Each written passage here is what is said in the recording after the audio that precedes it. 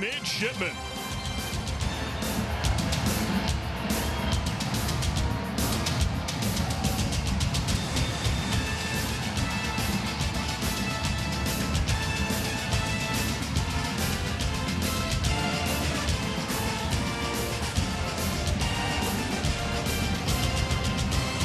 And here come the Rutgers Scarlet Knights.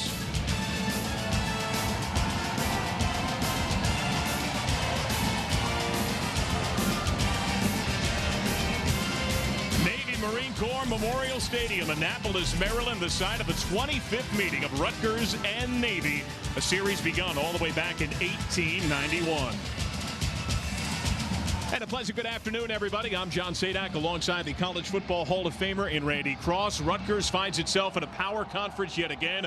First year in the Big Ten, but don't look past this Navy team. One of the best Navy squads we've seen in a while. Absolutely. I think it's the best team that Ken Niumatalolo has ever had here at Navy in his 7 years, and he's got the best quarterback in Keenan Reynolds that Navy's ever had. And Keenan Reynolds, a little banged up last week, did not play. First time in 15 years of playing football, he missed. Tago Smith filled in well, but Keenan Reynolds, he's the man that makes him go. Yeah, and unless this kid, unless you see bone or blood, he's coming out. He's playing, and he's not done. He's just only got about a year and 3 quarters to write in his legacy here at Navy. Scores touchdowns, it seems, at will. Unbelievable reader of defenses when it comes to this triple option offense. He's really a master to watch. For the squeamish like me, I don't want to see bone or blood today, but we'll work on that. We've seen highs and lows though for Gary Nova in just 3 games with this Rutgers team. Yeah, you really have. And if you want to do Gary Nova some favors, and if you're Ralph Friedgen, the offensive coordinator of Rutgers, you want to run the ball a little more maybe than your 50-50 normal option, but then you're going to look at play action with him. Give him some easy completions. Let him get those 5 interception game from last week completely out of his mind. Let's go down to the field and check in with the third member of our crew. She and Stanward Bird standing by with Navy head coach Ken Niumatalolo. Thanks, John. Coach, it's been a question mark all week long whether Keenan would play today because of his knee. What did you see over the last couple of days that made you feel confident to start him? He had a couple good days of practice. He warmed up well. You know, the kids played a ton of games for us, so we feel good. Navy as a program has had great success over schools from a Power 5 conference. What can you attribute that to? Our players. I mean, they work hard. They're great kids, and they come to battle every game. Thanks, Coach. Best of luck. Well, guys, today Navy's going after its 22nd win against a school from the Power 5. Pretty impressive. John? Well, that it is. That's the most wins for any non-Power 5 team since 2003. Kyle Flood in year 3 with Rutgers led the Scarlet Knights to bowl games in back-to-back of his first 2 seasons, the first man in program history to do that. The weather outstanding, 76 degrees, winds at 8 miles per hour, sunny conditions. Good football weather. Contrary to popular opinion, this is football weather. Not the freezing cold? No, thank you. We can run any offense in this weather. There's a side of some of the pretty scenes here at a stadium that sits 34,000. They're expecting a rather flush crowd today. Pretty good number of Rutgers fans here in attendance. Only about a 3-hour journey from Piscataway to head on down the 95 corridor and journey into Annapolis. Navy won the toss, elected to defer. So Austin Grebe on the kick, and here's the return for the Rutgers Scarlet Knights. And not much there. Brandon Jones on the tackle. As it's time now for the Chick-fil-A starting lineups.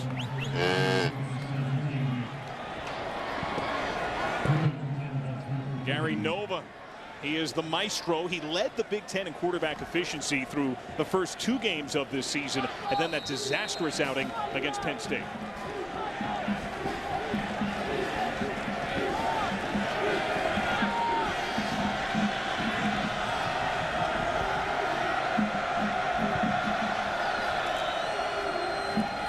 So on the ground, Paul James, the ball down. Navy says it has it. A fumble on the first play of the game. Jordan Drake knocked it free, and Navy forces a turnover and gains short field at the 25-yard line.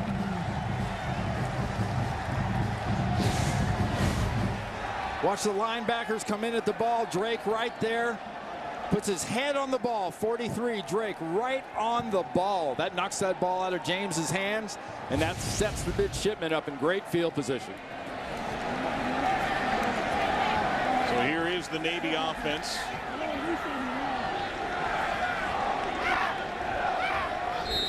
And there is Keenan Reynolds. The junior leads the team in rushes, even though he did not play last week.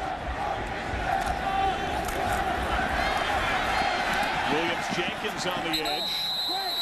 Gets about 5. Dre Boggs, the corner on the tackle. Let's check the Chick-fil-A starting lineups. The Navy midshipman, Keenan Reynolds, a decorated career to this point. A true dual threat quarterback, though. He wears 18 for a reason. Idolizes a quarterback. I mean, he's a guy that loves Peyton Manning. He thinks Peyton Manning is the man as far as quarterbacks go. Toss out on the edge. The leap to the end zone. Touchdown. Joffrey Whiteside, the senior out of Columbus, Ohio.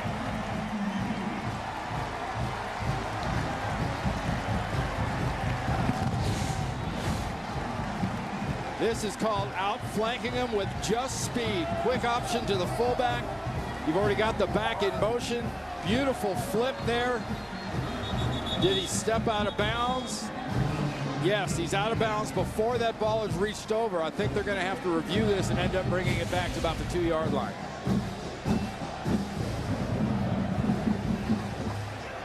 Celebratory scene for the midshipmen, but John O'Neill has called for an official timeout of the field, our referee. And he has trekked over to don the headset and communicate with replay official Steve McBride. There's a look at O'Neill in the white hat. And if there is an advantage, it is the speed on the outside of this Navy running crew. But right there, that left foot out of bounds, and the ball is short of the goal line, short of the pylon. That's absolutely, that ball will be spotted right about there. So his foot is out there, and the ball is about at the 1-yard line when he goes out of bounds.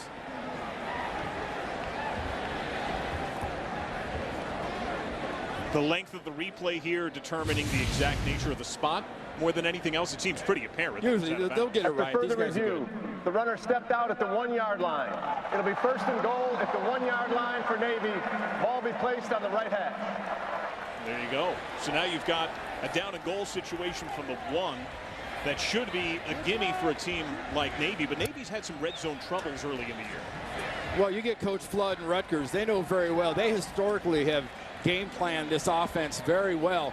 You worry about one thing in these situations. It's not the fullback. It's the quarterback on 1st and 1 or down here by the goal line. The quarterback kills you the most with short touchdown runs in this offense. So the midshipmen, only a minute and change into the game. 1 yard needed for a score thanks to a short field from a turnover. Reynolds on the keeper. Touchdown. 11th straight game with a rushing touchdown for Keenan Reynolds. Right behind this experienced offensive line, Tanner Fleming, the center, gets great action off the ball. They never fill that gap through the center in the double team, then rubbing off on the linebacker, and Reynolds just follows him right into the end zone. I guess any concerns about injury have been answered rather early. And he's feeling pretty good. To the point after from Nick Sloan, and the kick good. A perfect 12 for 12 on extra points. All set up by the turnover. Paul James put it on the ground. The helmet got in there from Drake. And Keenan Reynolds makes him pay. 25 yards in 1 minute. Already 7-zip Navy. Company with the lead over Rutgers as we take a look at today's TrueCar keys to success. And already it's paid some dividends here. For Rutgers on defense, do your job against the option. Be smart with the ball. Rutgers offense for Navy close to perfect. That refers to their offense as far as penalties and whatnot. And first tackler. In this defense for Navy, the first tackler is critical. He doesn't have to make the tackle. He's got to slow him down. He's got to grab, and he's got to be there for the other guys to rally. You've already seen Drake as the first tackler knock that ball loose. We've seen turnovers a problem for Rutgers this year. -2 entering the day, 95th in the country. Give the ball up a short field and a score that has Keenan Reynolds second all-time at Navy behind Ricky Dobbs in rushing TDs. Austin Greavy's kick in the air. Janarian Grant out of the rear third of the end zone takes a bent knee.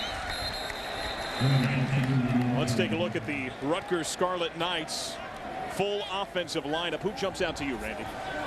I like Rutgers as tight end. I think against this, Croft, it can be a huge tool, especially in the middle of the field, to open up the single one-on-one coverages on the outside. We've already seen James put it on the ground. Croft, though, last year led this team in catches and yardage. He was an honorable mention All-American. And all their tight ends are about the same size, about 6'6", 6'5", and about 240 pounds. So they can catch and they can go. Desmond Peoples is in at running back instead of Paul James. Design screen. Out the flat. Grant goes down just about immediately thanks to Brendan Clements. He's the best cover man, and a loss of about a yard. And again, it's back to that theory I was telling you about with the first tackler. Navy gets a chance to do it. Any of these service academies, they need the first tackler to be effective. They get isolated so much because they're spread out against some of these offenses. The first guy has to make a real impact. Peoples again, the deep man with his offset on. 2nd and 11. Peoples with a big hole. Tackled at the 30. Gain of about 6. Brought down by Parrish Gaines, the free safety. He's the man who spearheads the back end of the Navy defense. It's a 3-man front. You love the big guy in the middle, Bernard Sarah. Yeah, I really do. I think he, against a team like this that's physical and likes to run the ball, he's got to be a dominant feature in this defense of taking care of that area between the tackles. 3rd and 5. Rutgers on 3rd down, 38% successful. That's 87th in the country. Navy only allowing 32% success. Nova on the flat for Peoples, and Peoples stretches to right around the marker, around the 35. Quincy Adams on the tackle. And he looks to be eyeballing it a little short. About a length of a football short. That's a big hold. And it's special teams time for Rutgers as they send on a different punter. It's Tim Gleason. And that's a good example of why this tackling for a team like Navy is so important. If you don't tackle well, you give up those first downs. Tackling was not a strength for Navy in the win against Texas State. It's Tim Gleason's boot sailing to Parrish Gaines from his own 21. Takes the harm. No chance to run that one back. We'll step aside. Navy has the ball and the lead. 7-0 Midshipmen. When Navy and Rutgers last met, it was 2011. Gary Nova threw a 20-yard touchdown to Tim Wright. Rutgers took a 21-17 lead in the 4th, under 5 to play. John Teague's 34-yard field goal blocked by Kasim Green. And Rutgers, Greg Schiano and company celebrating a 1-point triumph. Let's take a look at the history between Rutgers and Navy, brought to you by Bud Light. What will happen next? They first met back in 1891. It's a narrow edge to Rutgers in the all-time series, but the Scarlet Knights have won 4 of the last 5. Navy has won the first few minutes of this game, leading 7-0. First play of this drive for Keenan Reynolds and company.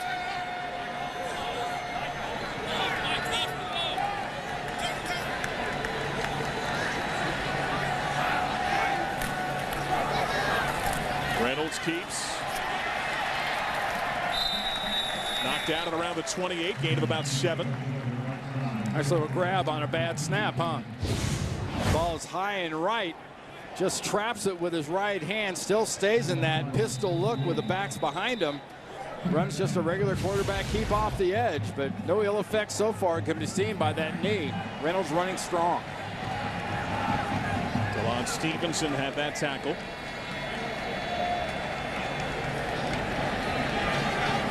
And we'll see this quite a bit, the long looks to the sideline.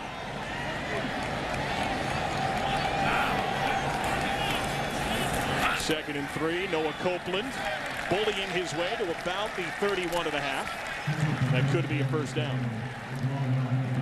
Kenneth Kirksey on the tackle. That is good for a 1st and 10. Here's the rest of the Navy offensive look.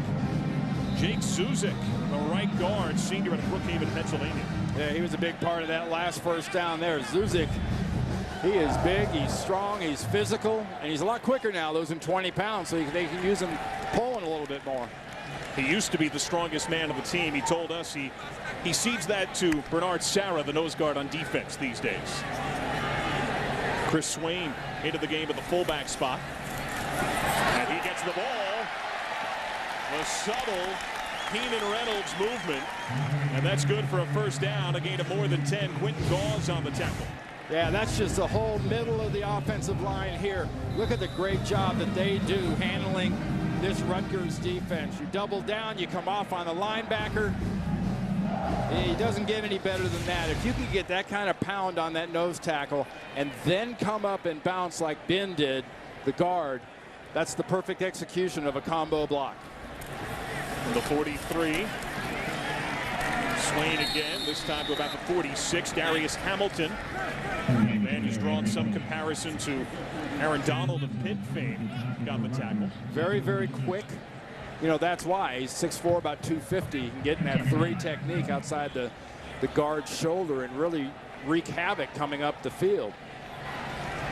Quentin Singleton now into the fullback spot. He gets the ball. He has the first down into Rutgers territory. Knifed down at the 41 by Quentin Gauze, the Sam linebacker yet again. That's a gain of 13. Concentrate on that inside 3 again. Tanner Fleming, good job. Ben gets another really nice block. Both times he's come off on Quentin Gauze and basically knocked him out of the play. It's incumbent upon Gauze to get across that blocker's face so he can be there for the tackle. Timeout called by Rutgers. Navy's gone for 7, 11, 3, and 13 on this drive, leading 7-zip. Let's get in the Wayback Machine. Army-Navy 2002, East Rutherford, New Jersey. This is the first of the streak in the series as Craig Candido ran for 6 TDs. Navy scored touchdowns on 8 straight possessions to open the game. The first of 12 straight wins to date by Navy over Army, a final of 58-12. We remind you only 84 days to go in the countdown to America's game. The Army-Navy game presented by USAA only on CBS Sports. And worth noting that Mr. Candido, later a Navy fighter pilot, now in year 2 as a head coach, following in the footsteps of Niumatalolo. Paul Johnson was the head coach at Navy back then. Candido at Division III Capital entered play today 1-0. I'll give you one guess what offense they run. Maybe triple option. That would be good. Yeah. Well, they made kind of an expanded triple option. This right here, look at this alignment. This is like pistol. Quentin Singleton, the deep man of that fullback slot. Keenan Reynolds already has 1 touchdown on the ground today. Play clock winding down. Charge timeout, Navy. Their first timeout. So Navy calls timeout. Rutgers had just called one as well. 7-0 Navy, still in the first quarter.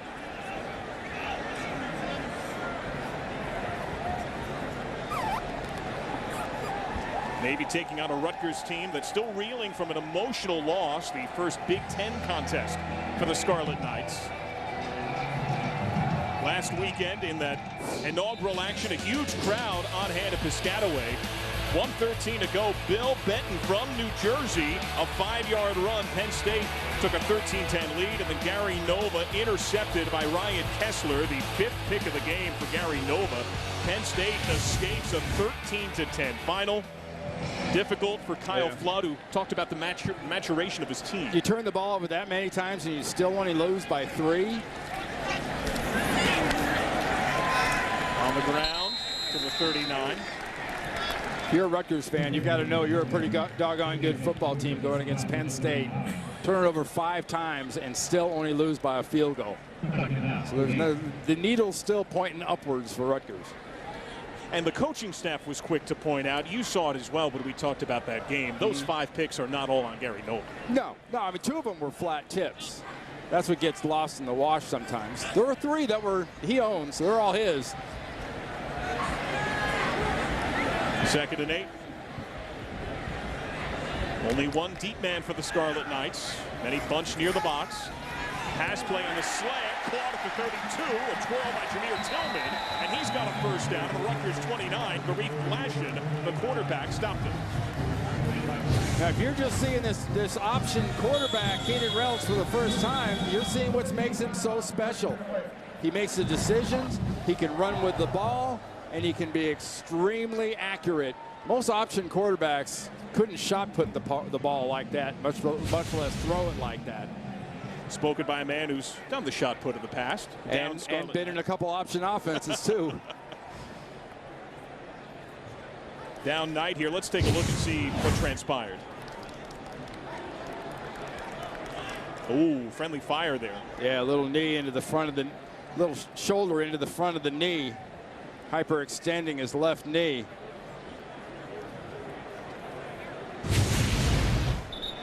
Now Steve Longa making contact with Lorenzo Waters.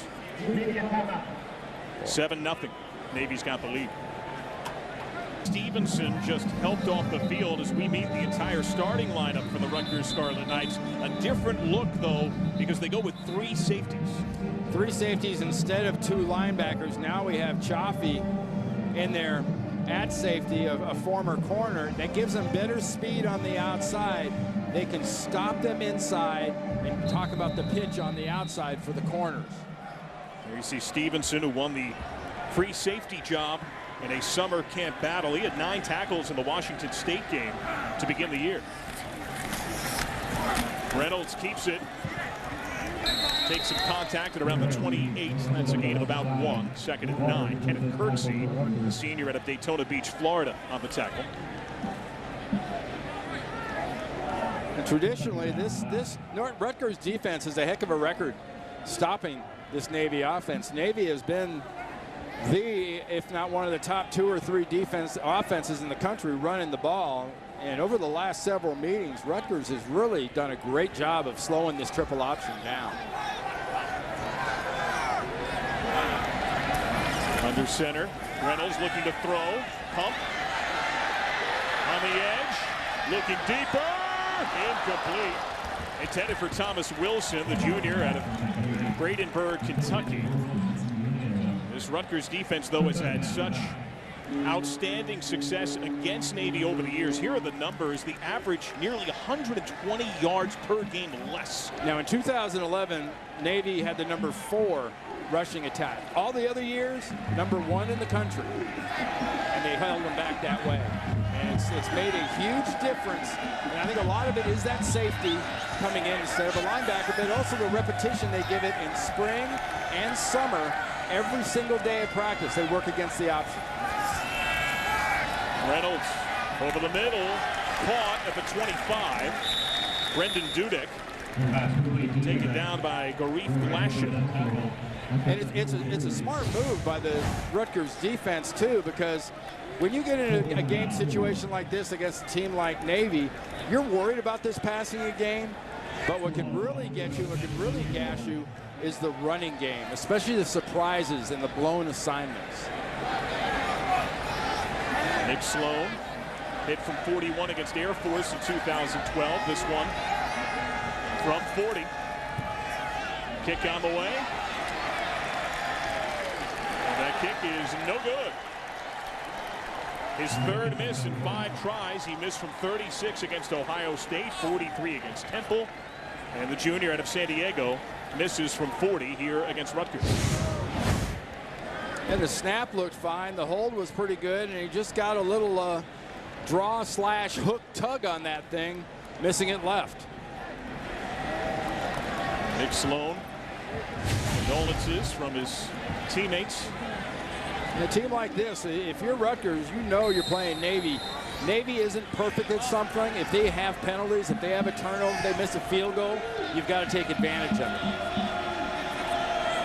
Rutgers from the 23. James back in at running back. Nova to throw. Little dump too tall, incomplete. Looking for John Simmons.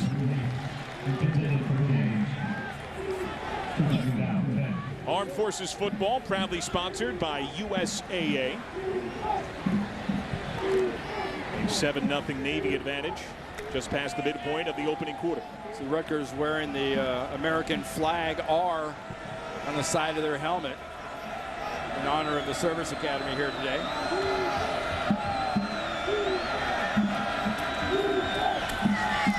James getting out of the edge.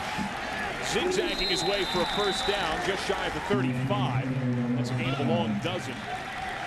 Taken down by Chris Johnson, the team's leading tackler. Well, look, this time at the right side of this offense, look at him do a really nice job of holding their blocks, getting an excellent lead block on the linebacker. That opens that whole side up. Sometimes you're that effective, you're big, you're powerful, you just overpower a defense like this. It is a huge offensive line.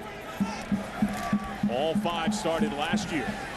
On the ground on first down, out to the edge again. At the 45, the ball pops free and squirts out of bounds. Navy's jarred it loose a few times. Chris Johnson on this occasion, along with Quincy Adams, made contact, and Adams seemed to pop it free. About the same thing going to the left side. A lot of blocks being held. First tackler doesn't get to the running back until 10 yards down the field. Then he rips and tears at that ball and brings that thing out. You've just got to be ultra conscious if you're a Rutgers back or anybody that handles the ball. These service academies know how to cause fumbles. It's a 10-yard gain for Paul James, the man who led the American last year in rushing yards per game. Maybe showing blitz. On the ground, bouncing it right side, Justin Goodwin, recently converted back from the quarterback ranks. That's another first down, gashing into Navy territory, just shy of the midshipmen's 45. And this is a good thing, as weird as it sounds. This is a good thing for Gary Nova and a good thing for their passing game. Because the more that Buddy Green's defense has to concentrate on the run, the more the receivers down the field and over the top are going to start feeling a lot more comfortable. Rushing yards, surprisingly pretty close to even. It's about a 50-50 split in a Ralph Region offense, ideally. Good pads on the outside, DB to wide receiver. On the ground, and they get penetration to the backfield. A loss all the way back to the 49. That's a loss of 5. Parrish Gaines shot on in. There's something we haven't seen. A tackler just penetrate, come up, make a play, and make a tackle. We've seen guys get there early, but Parrish Gaines coming from that safety spot all the way up, gets the leg and doesn't let it go. Beautiful job from a safety, just blitzing through. Split backfield here. 2nd and 14. James slips through a first tackle. Next level to the 45 in Navy territory. It's a gain of about 6. Quazell Bertrand, the junior out of Antioch, Tennessee, took him down. Another example there of this Rutgers, big physical Rutgers offensive line right there, averaging a little over 300 pounds. Getting contact on the defensive lineman for Navy and staying on the lineman, keeping that contact. And you can wear a defense out doing that. Rutgers 0 for 1 on 3rd down thus far. Here's a 3rd and 9. They rush 4 and stump. Nova over the middle, a little behind his target.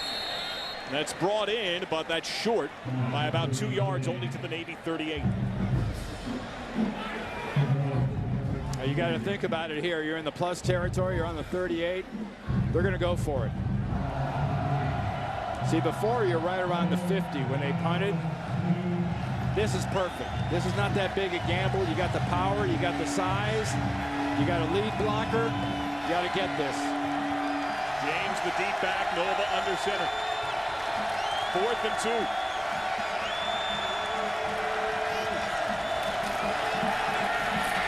James has it. 35. Makes a man miss. Shrugs off a hit. Bursting down the sideline. Paul James got some space on the edge and takes it to the house. Wow, talk about a soft spot. Beautiful job. Concentrate on that right side. Tight end was not covered by a man. He blocks down. No one comes out and scrapes from the inside of the defense. James sees that. As soon as he gets the ball, he knows it's outside, it's speed, and it's me from there. 38-yarder, his 7th touchdown of the year. Kyle Federico's point after a low-line drive, and that kick good. He's a perfect 12 for 12 on PATs, and we're tied at 7. Look at the defenders. 1, 2, 3 right there. That's about it. Once you block that right side, there's nothing else coming. Tight end gets a block, fullback gets a block. You make a couple guys miss and bounce off a linebacker, it's a touchdown. That was power football at its best, and that was how Rutgers and Flood want to play football. A check, though, on the hand of Paul James after that score. Now, Kyle Flood talked about it during this week leading up to the game, that Paul James has a knack for big plays. He was first in the country in total touchdowns through the first couple of weeks of the season, and then he was held in check. The entire ground game was corralled in that loss against Penn State. Well, his style, there's guys that kind of go to contact to make contact. You've got to understand, if you're trying to tackle James, he goes to contact to bounce. He'll bounce right, he'll bounce left, he'll bounce off a tackler. He's usually going somewhere if he's going to initiate contact.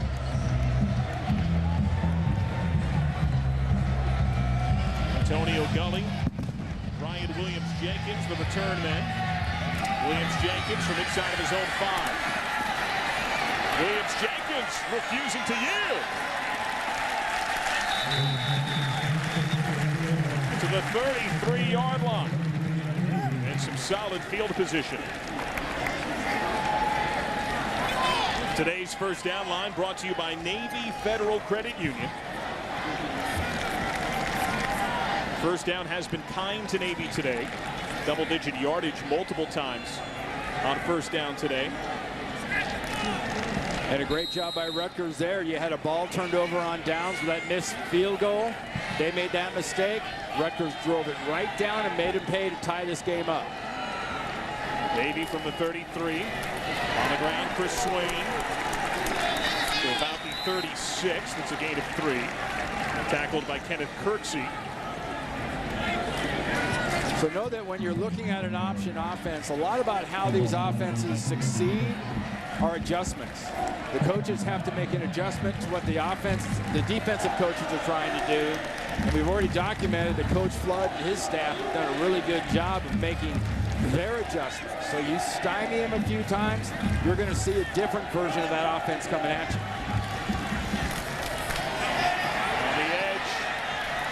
Jagan Bacon, a plunge out of bounds. Joffrey Whiteside marking it around the 40. It's a gain of about 4.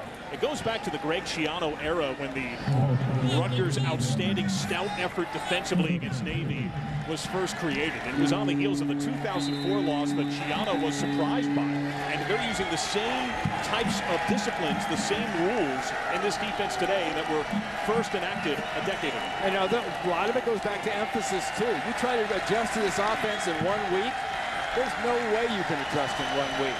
It's smart. They work on it year-round. 3rd and 3. The pitch, free football. Rutgers has the football. Darius Hamilton had the contact. Quanzell Lambert falls upon the football as they have it in Navy territory. Hamilton gets the contact around the lower legs of Reynolds. Watch him come in from the backside right there. He's tackling him. Just as Reynolds is getting ready to pitch, causes the ball to come up short. When it comes up short, Ken Niumatalolo's back can't handle it, and that turns into a fumble going the other way for Rutgers. Look at the backside. You're hesitating, but that also leaves your quarterback vulnerable. Now the question you've got to look at, looking at it, was his knee down Does he get tackled? Is that knee on the ground before the ball comes out? You look at it best from the back view we just showed. You look at it from behind the offense. Watch his knee. Down. I don't know if that ball's not out of his hand by the time that leg's down on the ground. That's what they're going to have to decide upstairs. Again, knee. Ball's coming out. I think that's going to be a fumble. Knee was just about down, but that ball is coming out of his hands. And because he was grabbed down there, his body was knocked off, and he wasn't able to pitch it in the normal sequence he would like to. Does missing a game and being a little more limited in practice factor into that at all, or are you still veteran?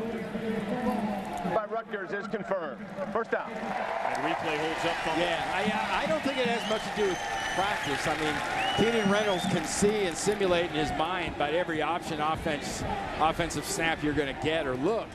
You can't simulate, even in practice, getting hit and surprised from the rear, though.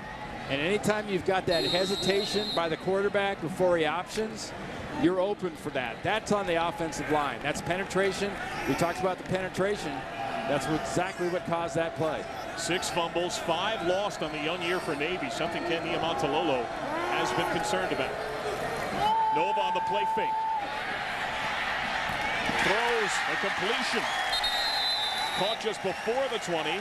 Forward progress to around the 18. Quincy Adams on the tackles. That was brought in by Leonte Carew. Nice feat by Gary Nova. The defense for Navy penetrates almost like Hamilton did in the last play for Rutgers, but Nova gets up the field and goes ahead and dumps it down the field.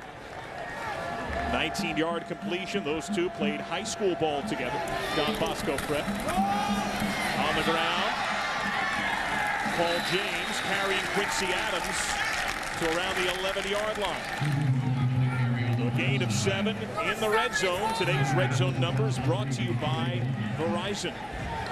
You see what Rutgers has done this year. The way these edge runs are going, though, John, I don't care what's worked so far. I know those runs are working great, especially over here on the right side, top of the string. Justin Goodwin in there at tailback. He's had a big run already today. It's Goodwin. Out to the edge again. Gets swarmed by defenders, but gets to around the 7. That's a gain of 4. James Britt and Joe Worth combined on the tackle. Yeah, that's right where I was telling you about it. It's just obvious from up here. You can see the defense looks softer on that side, and you've got big physical offensive linemen. You've got tight ends on that side, 6'6", 240, 6'6", 245. They are going to dominate against some of these smaller linebackers for Navy. Here's a huge look with one wide and the offset on. On the ground, penetration to the backfield, and a missed tackle. To the 5. Gain of a couple. Chris Johnson with yet another stop. There's a good example of my first tackler theory. If the first guy doesn't get there, slow him down or take him down, you're opening yourself up to some problems you really don't want much of. Market officially at the 4. Rutgers has not led in this game.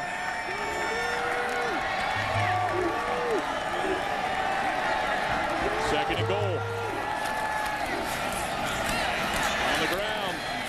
Goodwin. Stopped right around the line of scrimmage.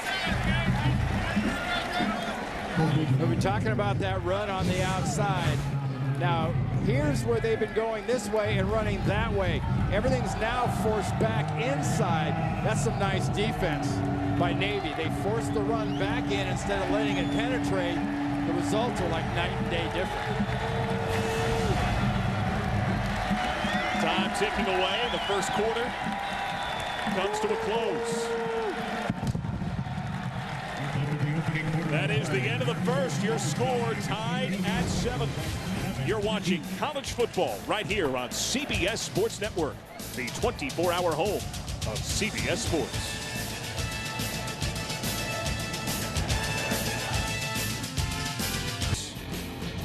Tie game at 7. Second quarter getting underway, and with a pretty big spot here. John Sadak, Randy Cross.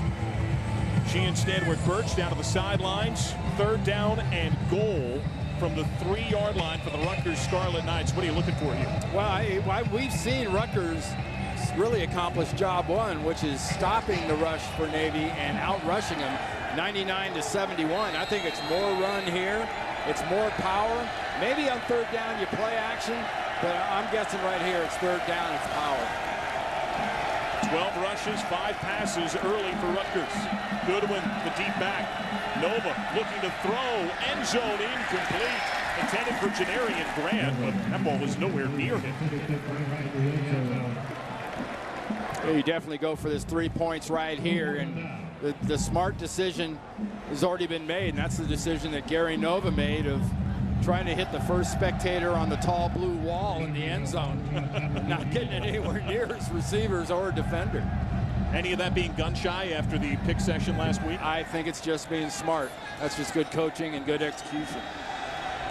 So here's the field goal try from Kyle Federico. On the way, and good. So Federico converts. He is 5 of 6 on field goals this year. And Rutgers has its first lead of the day. A 10-7 Rutgers advantage. It started with a short field as Navy put it on the ground.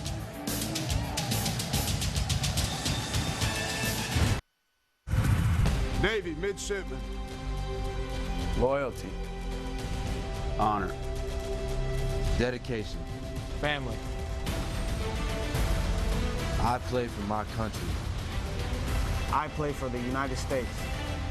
I play for Navy. A gorgeous day. Temperatures in the mid-70s. Rutgers leading 10-7, a short field thanks to a turnover, 7 plays, 34 yards to 2 minutes, 32 seconds. And a field goal from 21 yards out by Kyle Federico as Rutgers in front, the first lead of the day for the Scarlet Knights. And if you think about it the right way, that's 10 points off of turnovers since that missed field goal. Because to me, that's a turnover. That's turning it over on downs. They turned it around. They scored a touchdown. They get that field goal right there off a fumble. That's 10 points already off turnovers. Federico to kick. Gully Williams-Jenkins, the return man. Williams-Jenkins watches this one go into the end zone. A touchback as we go down to the sidelines and learn more about today's game ball from Sheehan Stanwick Birch. Well, guys, this is pretty cool. Navy's the only FBS team to use a big game ball, and this ball that they use has been completely designed by Keenan Reynolds, exactly to his specifications. He told us in our team meetings that he designed this ball after testing a bunch of them. He likes the NFL type of leather. He also likes the laces raised with real leather. He says it gives him a better grip of the ball. He can really feel it, especially when he pitches off the laces. He also said because he has smaller hands, he likes a skinnier type ball. So they've designed this all for him. Pretty cool. Randy, have you seen any other quarterbacks do this? Not really. No one else, last time I checked, got the right to have designed their own ball. Is there something to that, though, to having a different type of ball? Is there that much of a grip? Sure. I mean, like she was just saying, you know, if you don't have the biggest hands in the world, leather is fantastic, especially if it's the right kind of ribbed leather, and then raising those stitches in there, and then having those made out of leather, that gives them even a tackiness to them. So yeah, it makes handling the ball a lot easier. He's called it a Frankenstein-like process when he cherry-picked the best elements of different footballs. Nice effort by Ryan Williams-Jenkins, the slot back, grinding his way to around the 34. It's a gain of 6. Yeah, we mentioned earlier about Keenan Reynolds being a big Peyton Manning fan. He loved that quarterback growing up, he's always said, and he can throw. That's why he likes to remind people, I'm not just a runner. I can throw that ball pretty good. Here on 3rd and 1, though, you're likely not throwing, right? Oh, you're likely running the quarterback is what you're doing. Finding that open gap inside. Reynolds does that as a flag comes out. That's either a hold or a chop block inside. Steve Longa had the tackle. Let's get word on the penalty.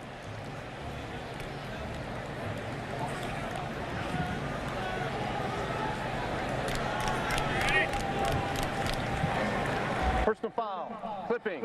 Offense. 15 yards from the previous spot. Repeat third down. The inside of this pit look, you'll be able to see coming back from the backside. Watch it from the left side.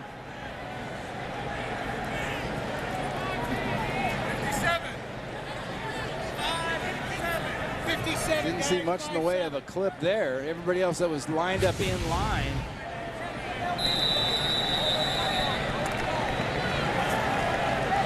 E.K. Binns might have heard the number 57 being mentioned in the background there. Seemed to get low. So Navy 0 for 2 on third downs. Now facing, instead of 3rd and 1, 3rd and 16. Reynolds. Tip ball. Finds a target at the 35. That is a catch, and that's good for a first down. Jameer Tillman. Garif flashing in coverage on the tackle.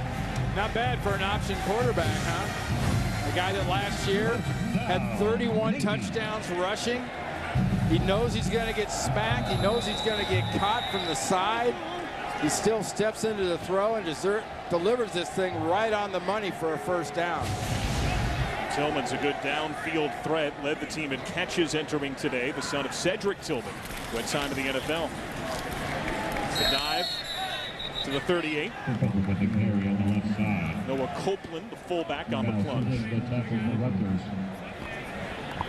And the Rutgers defense is doing a decent job stopping this run. We've seen the penetration from Darius Hamilton, 91 inside, a good bit, and the defensive tackles in general. That's good news, bad news for this defense. Sometimes you can get that penetration inside, and you're getting it because they're not blocking you, and that makes the hole behind you even bigger. Off the play fake. Reynolds loading up. Throw right in, complete. Looking for Brandon Colon, the man they call the future.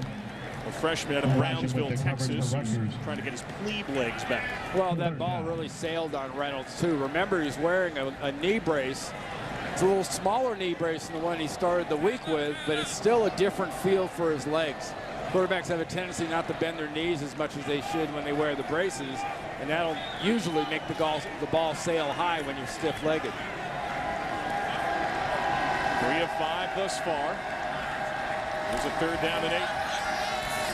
Pocket holds well, but that ball wildly incomplete. Brandon Dudek seemed to break in as the ball sailed away. Well, you had a receiver open on the left side. I really think, to be honest with you, that he's throwing it more all the way outside. Trying to hit Brendan Dudek out there, but it's not even close to him. So Pablo Beltran to punt, averaging 44.2 per punt this year.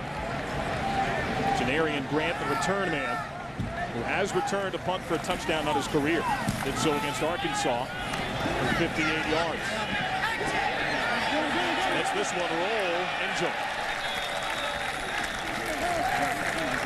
So a 62-yard punt and a touchback for field position. A 10-7 Rutgers lead, the 25th all-time meeting of Rutgers and Navy. Rutgers out of the Big Ten, a 10-7 lead at Navy. Early stage second quarter. This just the start of your day. A triple header of football on CBS Sports Network. Coming up next, Miami of Ohio takes on Cincinnati, presented by Geico. Louisiana Lafayette, the Ragin' Cajuns at Boise State on the Smurf turf and inside college football after the game. Worth noting that James Britton, second on this Navy team at tackles entering today, apparently has his foot wrapped up in a boot. A valuable backup linebacker, used a lot. Makes lots of tackles. Already out for this, the rest of this one, it would appear. There's Rutgers from its own 20, thanks to a touchback on the punt that rolled into the end zone. On the ground, Paul James going boundary, refusing to go down, tumbled at around the 30. Markham at the 31, gain of 11. That's good for a first. William Tweeter on the tackle. You know, no excuse. If you're the first guy there, and in this case, it was Sarah, 77. 5 yards back, he had his hands on James. He could not drive through that tackle. James got off him, spun, and made 6 more yards.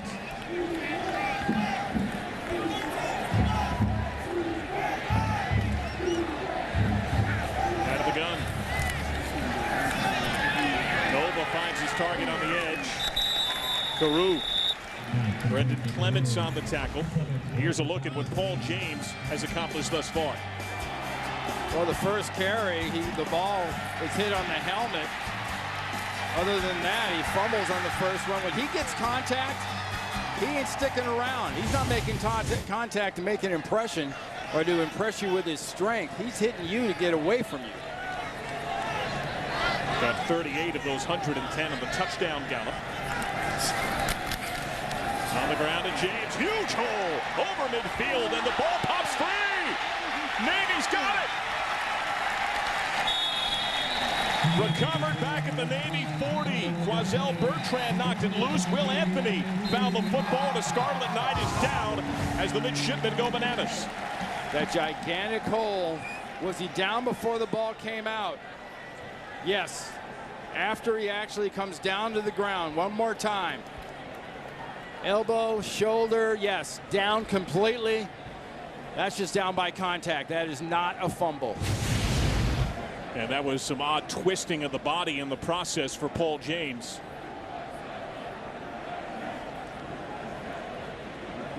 Enter today tied for 3rd in the country in total touchdowns. He's already got that 38-yard TD. And as he gets tended to, we will step aside. A 10-7 Rutgers advantage. We'll have more. And we have official review as well. Paul James was just helped off the field with great assistance. Again, take a look at this, just domination up front, just a monstrous hole. James takes that shot to his left thigh, helmet right in the thigh by the knee, wasn't really on the knee. Surprised actually seeing some of the other replays that the Navy defender wasn't hurt too. It looked like his body came down right on the side of the knee of the Navy safety. And the original ruling was fumble, Navy ball at the 40, but review during break confirmed what you saw, Randy. He was down before that ball came free. They better change things up on defense from the Navy perspective, because right now they've got them zeroed in and they're getting pounded up front. And the Navy 46, Desmond Peoples back in at running back. The late handoff to Peoples, weaving through traffic, gets tackled on high, cut down at around the 44 by Daniel Gonzalez. Yeah, nice job by the Navy defense there. I mean, Rutgers let some of them get off the blocks, and that's why Navy was able to make a tackle on that play and hold them for the yards they did. Buddy Green's defense, it's one thing to get blocked, but it's another thing to stay blocked. On some of those big runs, they have stayed blocked. Second and 8. Peoples to the edge. Peoples dunking the head. Leads forward to the 39. Chris Johnson on the tackle. 8 of 5. Man on man, who's getting off? Nobody. That's what you have to look for. Look at the white jerseys, get on the dark jerseys, and if the dark jerseys don't get off to make a tackle, you're talking about at least a 5-yard gain. And Parrish Gaines, the free safety, down for Navy. The leader, the captain, who transitioned from corner to safety last year, one of the top tacklers on this team. Yeah, he was a tough, really good defender on the outside as a corner, and he's actually gotten a chance to show how he can hit and how physical he can be, even more so as a safety. Looked like he got a little hit from one of his buddies on the defense too. How can Navy counteract the size advantage that Rutgers has started to impose? Well, right now the blocking scheme, like I said, has Navy zeroed in. They're where they expect them to be when they get there. How do you change that? Well, you can obviously line up a little different spots. You can stunt to different places. You can stem with linebackers to different places or as a line, but you've got to start changing things up and doing things a little differently, because Buddy Green, the defensive coordinator you saw right there of the Naval Academy, his defense is getting predictable, and that's when you get pounded. 2. George Jamison in at safety. It makes a little difference here. Keeping on the ground, getting the first nearly to the 30 on the run by Desmond Peoples. So you can tell the thing about our guys getting off blocks. Watch how far the back gets to the line of scrimmage. 5, 6 yards until there's a defender actually near him. And he runs by 2 or 3 in the line of scrimmage, but they're covered up by blockers. That's dominant up-front look by the Rutgers Scarlet Knights. Kyle Flood will tell you that he's worried about the depth issue with their offensive line, but he loves the 5 big men that are up there in the starting role. Peoples behind that line. Pounds out a little more than 2.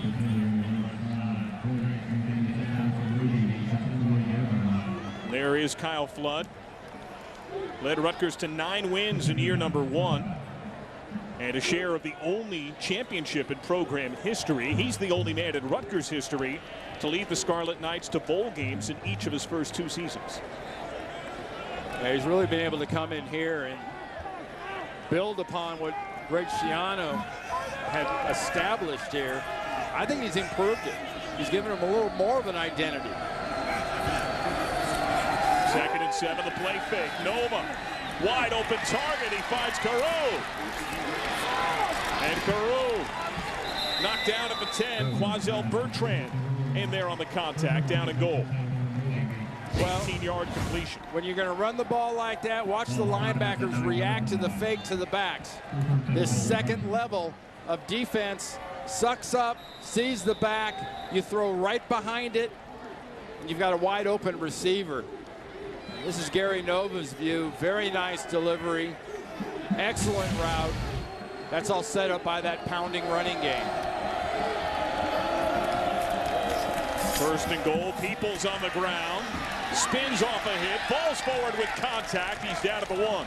Gain of 9. That's one of the signature things.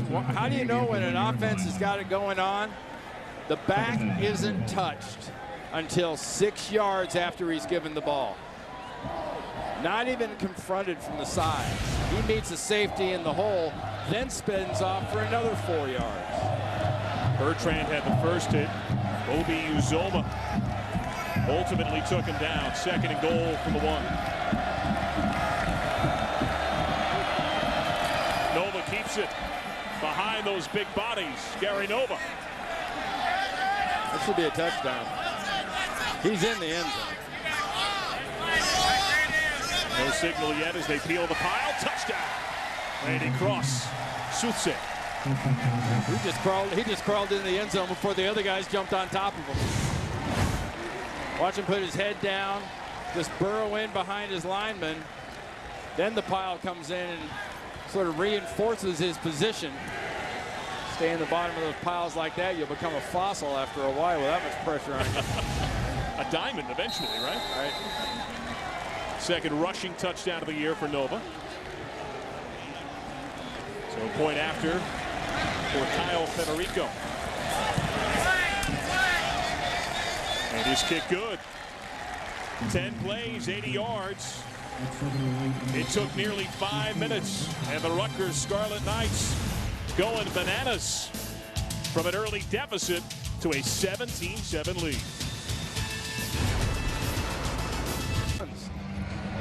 The red rifle, although the offense for the New York Giants has not exactly No one knows what offense the Giants run. Not even the Giants. Not even their quarterback Eli Manning knows what they run. 17-7. Rutgers has run quite a bit against this Navy team. You asked about it during the break. Time of possession favoring Rutgers by about 4 minutes. Right now, Rutgers is out Navying Navy. They're possessing the ball and they're running the heck out of it.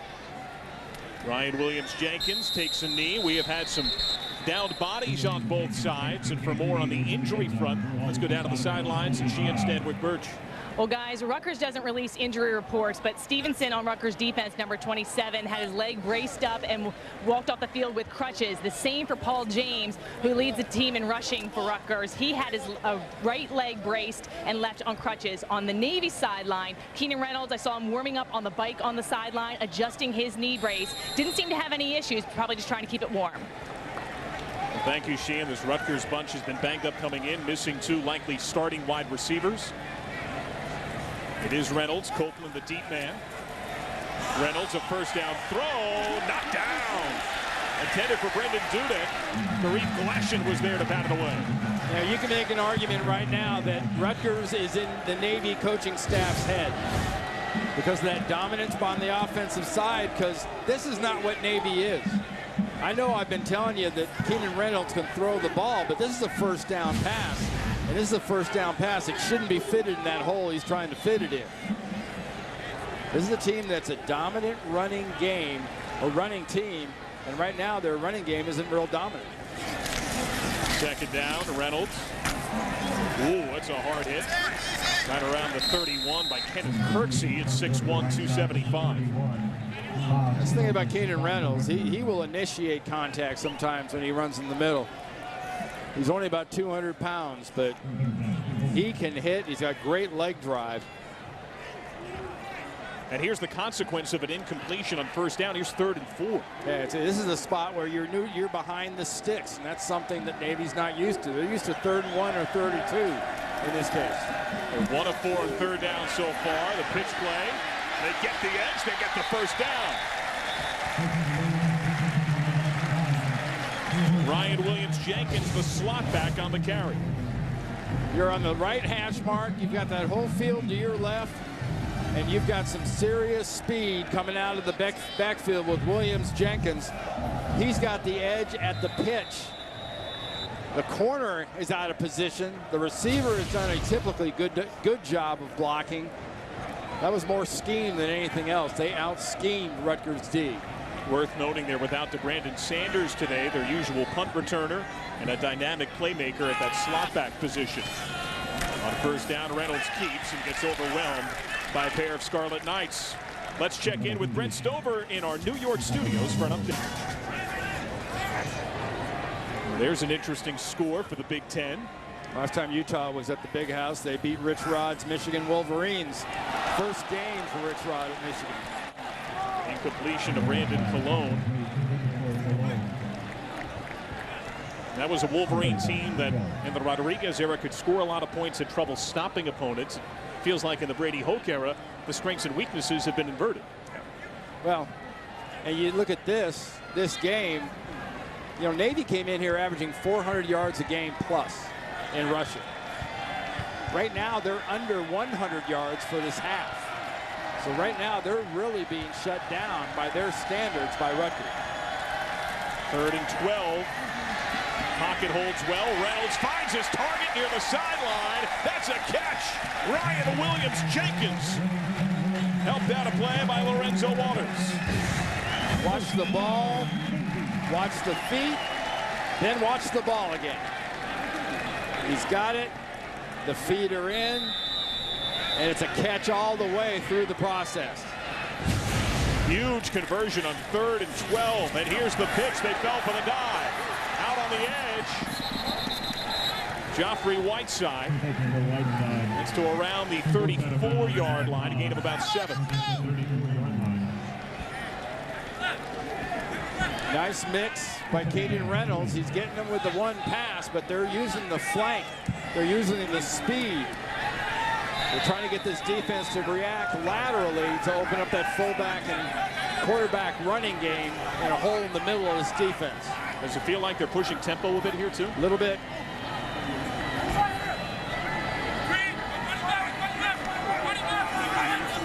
Quentin Singleton, the fullback, and a whistle.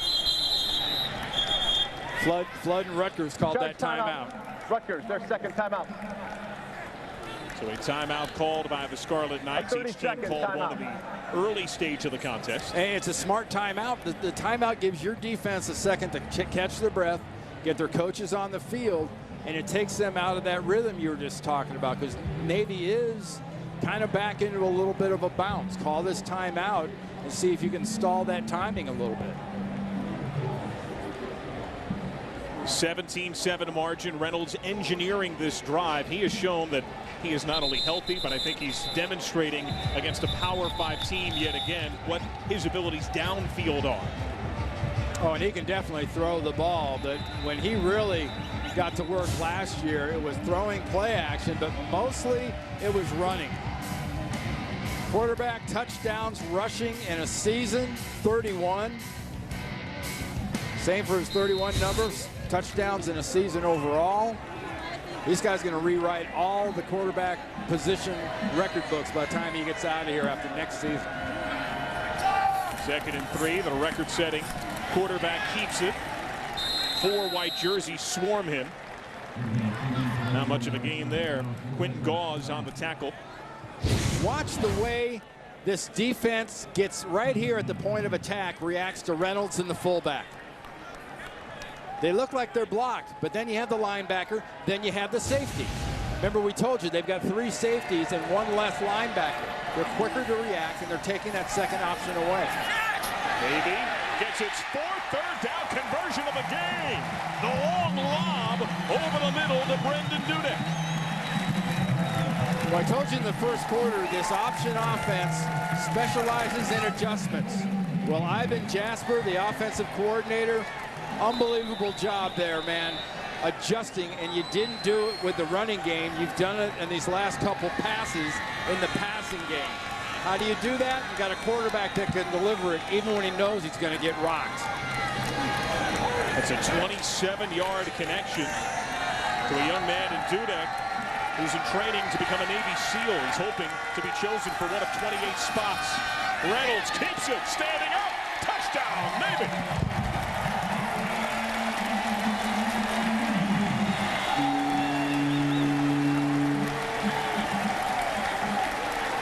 Remember what I told you about that outside speed, outside speed.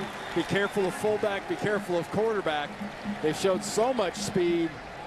All Reynolds had to do was show him a little bit of a threat on the outside, keep that ball, and there was nothing inside to stop him from a touchdown.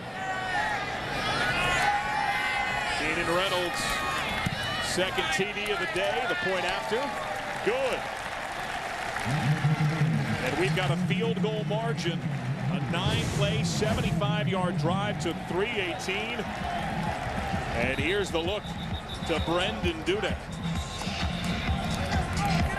Beautiful pass in the middle of the field, and that sets Keenan Reynolds up for what he does best, and that's he smells 6, and he goes and gets 6.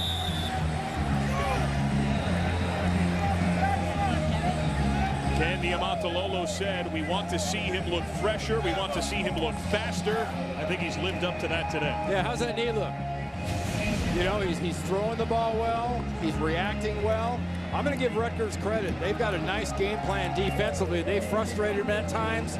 But Ivan Jasper, the offensive coordinator, did a very nice job of adjusting on that last drive, run and pass. He's 5 of 10 passing for 75 yards. He's rushed 8 times and twice has found Pater. This thing's over with. This kid could have 5 touchdowns rushing. They get down in the goal line situations enough times. Here's the kick. Denarian Grant just in front of his goal line. Gets collared at around the 23, a flag out. Gets overrun by 3 midshipmen at around the 25-yard line. Was he collared or was he helmeted / face masked? I think the flag will tell that tale. Yeah. During the return, holding return team number 32. Neither. Half the distance from the spot of the foul, first down. It goes on Justin Goodwin, who has been in the running back rotation quite a bit. Let's take a look. Now, where is he grabbed and tackled? It looks like it was more by the jersey than anything else. That wasn't a horse collar by the pads or a dread grab.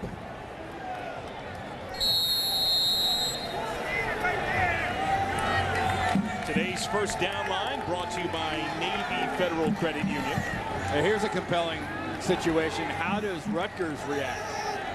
They come out smash mouth here in the final 3:41.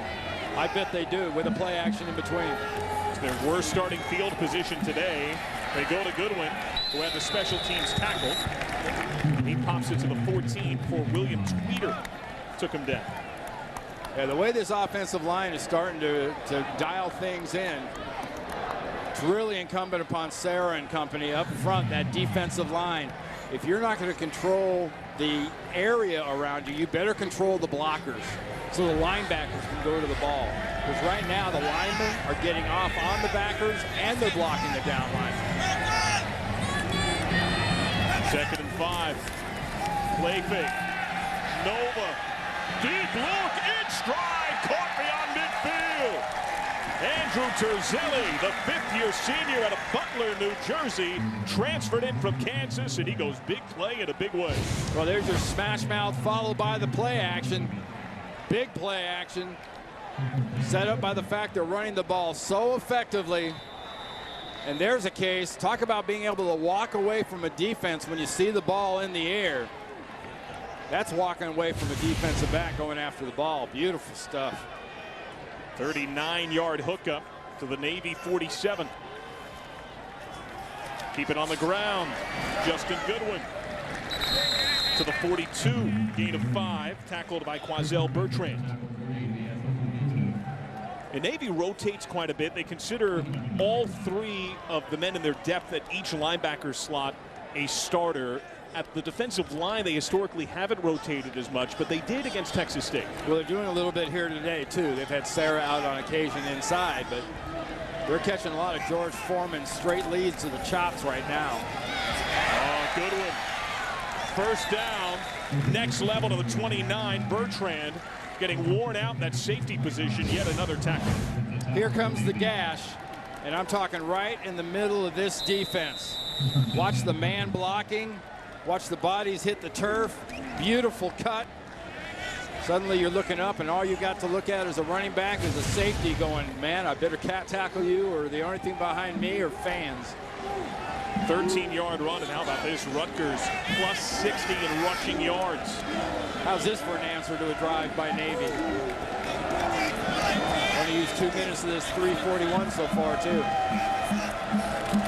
From the 29, stutter step. And a solid look by the Navy defense to get penetration from William Tweeder.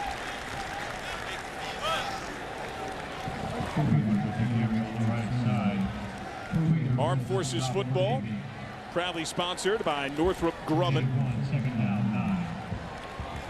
Currently a field goal separating these teams. The all-time series only separated by 1 game. 12 wins, 11 losses, 1 draw in favor of Rutgers, which has won 4 of 5. On the ground. Oh, it's just that easy, it seems. All the way to the 20 for Goodwin. Tweeder combining on the tackle with Gonzalez. Now, this is where you talk about offenses getting in rhythm. This offensive line for Rutgers, they're in rhythm. They're bouncing up and down. They can't wait to get another chance to block this defense of Navy because the running backs aren't getting touched for 7 yards past the line of scrimmage. Coming up on the variety. I think they're just going to let their guys relax. I think they're going to let them catch their breath, keep pounding the ball. Remember, they got this ball backed up right by their goal line back there with 3:41 to go. Now there's 54 seconds to go in this drive. 54 seconds to go in the half. I think it's to get them a little bit of a chance to compose themselves, get the linemen some water, and turn them loose on some fresh meat. Plus 40 on their season-long per-game average. That goes up as Goodwin goes down inside of the 10 at the 6-yard line. Quazell Bertrand again on the tackle. And some personnel changes quickly for Rutgers. Yeah, that was a nice job up front by that Rutgers offensive line. It was a draw look, but man, did they maintain their blocks. That front 7 by Navy got covered up, and again, it was a safety that had to make the play on what was a really slow-hitting run. 1st and goal from the 6. They look to throw. They look end zone incomplete. Found the back judge on the leg, and there's a flag down. After those 5 interceptions, Gary Nova's not throwing that ball anywhere near harm's way, and that's smart to me. You can run the ball like this. Why in God's name would you even put the ball in doubt? That's why I was a little surprised to see the timeout. Holding. Defense number 17. Half the distance from the previous spot. By rule, automatic 1st down. That goes on Quazell Bertrand. This is a Navy team that averages less than 3 penalties a game. Watch 17, Bertrand. Didn't look like much of a hold there. The hand might have gone across the chest, but it sure didn't look like he held him.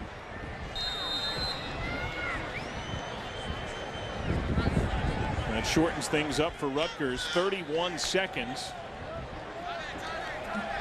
First down and goal at the Navy 3.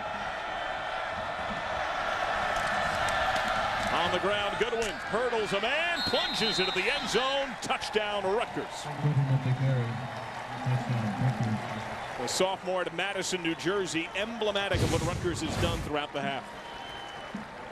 Only appropriate, this offensive line and this offense should power the ball in.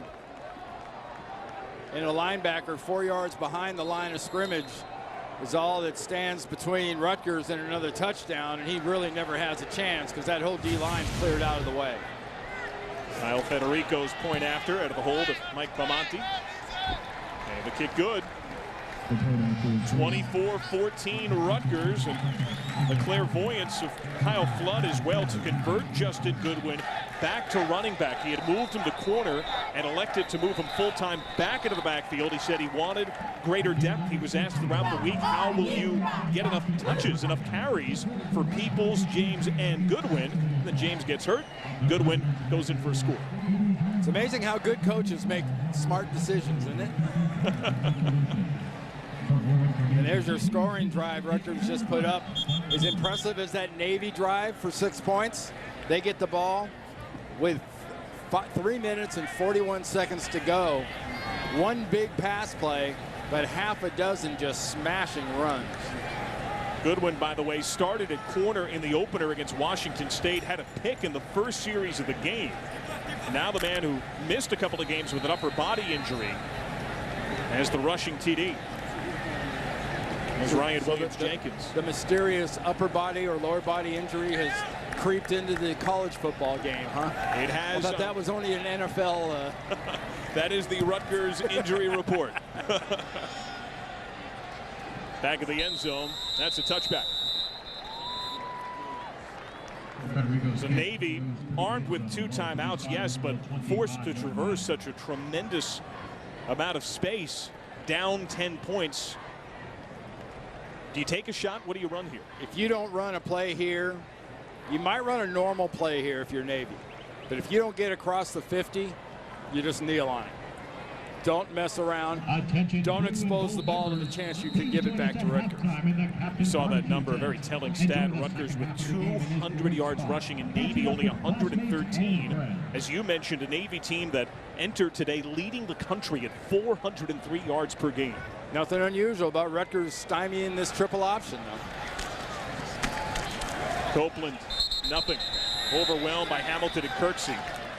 Loses a yard. You don't run another play. You just say, let's go inside. Let's take a look at some film and some pictures and see if we can figure this thing out. And a great first half by Coach Flood and these Rutgers Scarlet Knights. They should be proud of this effort. When Navy has trailed at half under Ken Niamontalolo, the midshipman, 11-23 at 24-14. The Rutgers advantage at halftime. Scarlet Knights team that has won 4 of 5 in the series. Dominated it on the ground. As we go down out of the field, she and Stanwick Birch standing by with Rutgers head man Kyle Flood. Thanks, John. Well, Coach, your quarterback, Gary Nova, drew a lot of criticism after throwing 5 interceptions last week. How do you describe his decision-making today? I think Gary had a good week of practice, and I see it all kind of unfolding here on the field. I'm very pleased right now. You guys have stopped Navy on the run. They just have 113 yards. How were you able to do that? Well, we got a lot of work to do. I tell you that some of those tackles are close to getting out, so we got to get regrouped here at halftime and get ready for whatever adjustments they have for us. Thanks, Coach, for your time. Thank you. That is the end of the first half as we have a 24-14 Rutgers advantage over Navy. After this break, we'll send you back to our CBS Sports Network studio. You're watching college football right here on CBS Sports Network, the 24-hour home of CBS Sports. The midshipmen little downtrodden currently, down 10 points to the visiting Rutgers Scarlet Knights. So we welcome you back. John Sadak alongside the College Football Hall of Famer Randy Cross. Randy, this first half saw Rutgers take quite a bit out of Navy's playbook. Yeah, the Navy, the midshipmen are not used to having the script kind of flipped on them like this, because Rutgers has run the ball effectively. They've held on to the ball.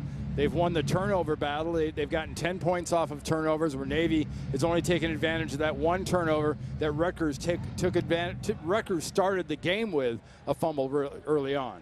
And here are the highlights of the opening stanza. And here's that fumble.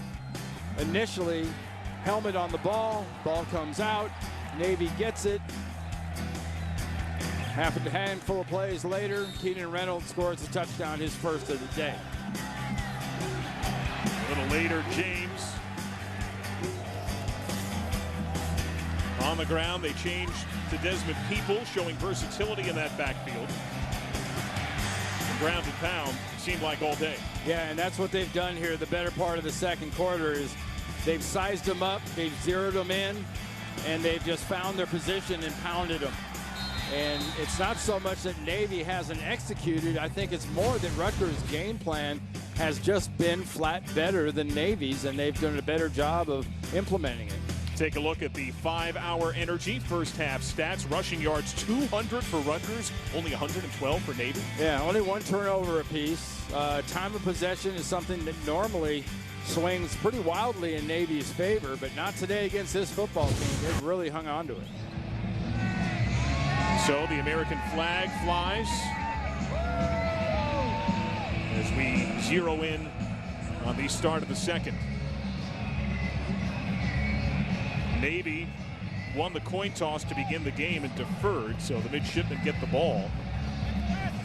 They have Ryan Williams-Jenkins, the deep return man.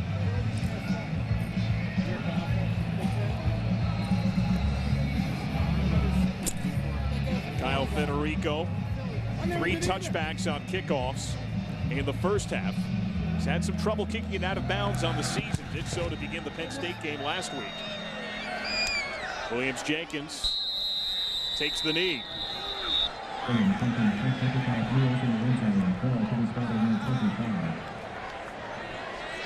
Today's quarterback profile brought to you by True Biotics, a daily probiotics from the nutrition experts at 1 a day.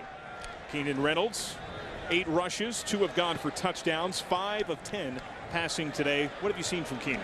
I think he's been effective running the ball. Obviously, he has 2 touchdowns doing it. He's been about what you'd expect, about a 50% impact passer. I think the outside run has worked well. They've taken the fullback away, though. They go in the air. Big connection on first down to Jameer Tillman.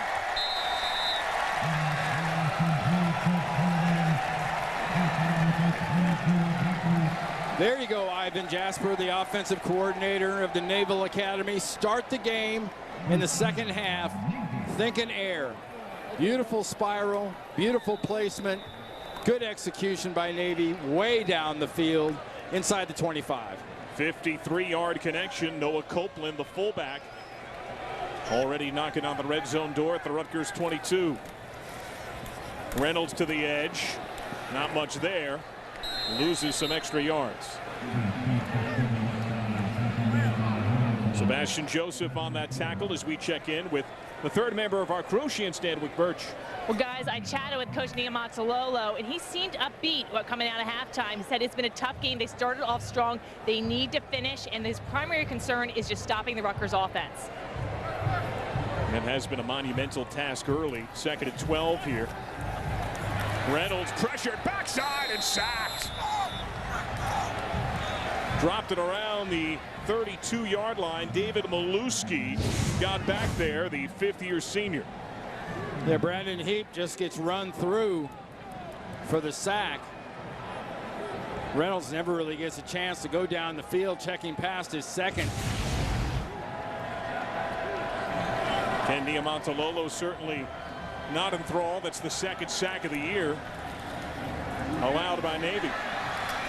And a completion here inside of the 20. Joffrey Whiteside to around the 17-yard line. I think you see him go for it here on 4th down. I don't know how enamored Coach Niumatalolo is with his kicker, but no, he's going to go with him.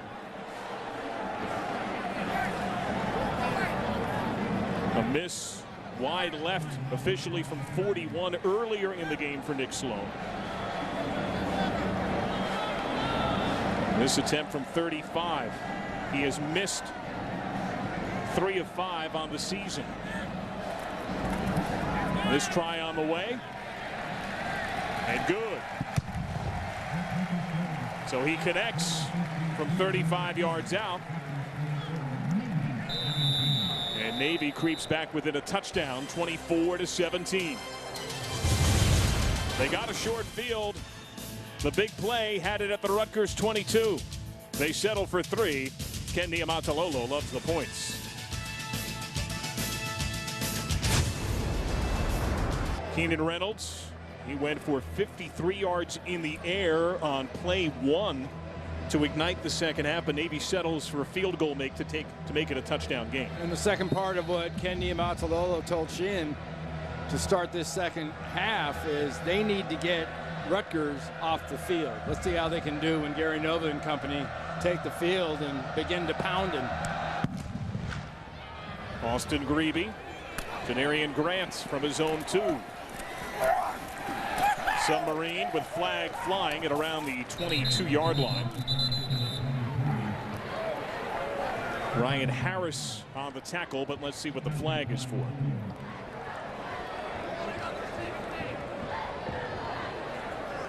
Personal foul. Illegal block below the waist. 31 on the kicking team. 15 yards from the end of the run. First down. Another penalty against Navy, a Navy team that averages less than 3 penalties per game. And the men covering the kickoff cannot go low like that. You see how low the blockers were taken out down around the knees. That's illegal now in college football. You don't want to see that, and that's going to cost them 15 yards. Today's quarterback profile brought to you by True Biotics, a daily probiotic from the nutrition experts at 1 a day.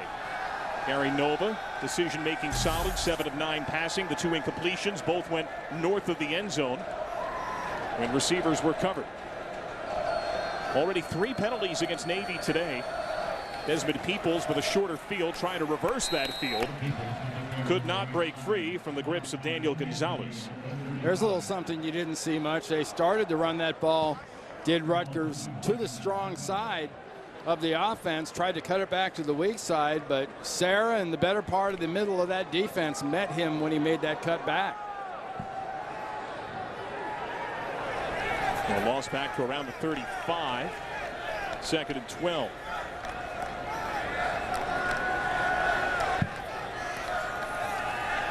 Nova underneath to Peoples. Gets the block at the 40. Zips it up and tripped it around the 40-yard line in Navy territory by Quazell Bertrand. Mark him at around the 38. That's a 25-yard gallop. Beautiful job by Bertrand coming off that block and saving a touchdown for the Navy defense. 17, Bertrand right there in the lower left part of your screen. He'll come up from his safety spot, deal with the blockers, and make a tackle. Comes off the wide receiver's attempted block, and doesn't matter if you get him by a cleat and half a shoelace, it's still getting him, and he still goes down. That was a touchdown if not for that. On the ground, Peoples has the edge. Peoples shrugging off a first hit. Jordan Drake finally takes him down at around the 25. That's another first down. Parrish gains in there as well. Gain of 13. Now remember, when we look at this side, look at all the blocks that are taken and held. The white jersey gets on the blue jersey. The blue jersey doesn't come off fast enough. That is perfect offensive run game execution. Bad sign, so many safeties making tackles for Navy, while Rutgers continues to dominate on the ground. Peoples knifing right up the middle. That's nearly 5 to about the 20. Jordan Drake in there on the stop. And this drive is exactly what Ken Niumatalolo from Navy didn't want to see start the second half.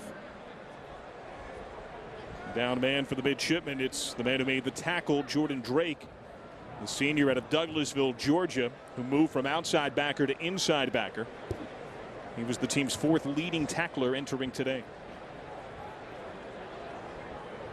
And they've already had James Britton, their 2nd leading tackler, put a boot on during the course of the game. It looks like he got caught in a funny position and then got rolled over his own ankle. And right ankle went in a funky direction. His main backup at that Sam position, Micah Polamalu, the man who retired at one point during the course of summer camp due to a medical concern and got a second opinion from doctors within about a week's time, came back to the program with the blessing of Ken Niumatalolo. And if that name sounds familiar, yes, cousin of the bushy-haired one, Troy Polamalu of the Pittsburgh Steelers. I'm very jealous. Is that a ball joke? You rubbing that in right After now? all those years, Polamalu's hair now covers his number. Used to just cover his name. Now it covers his number. Might need to get a separate jersey just for that. 2nd and 5. Peoples to the 18. Gain of 2.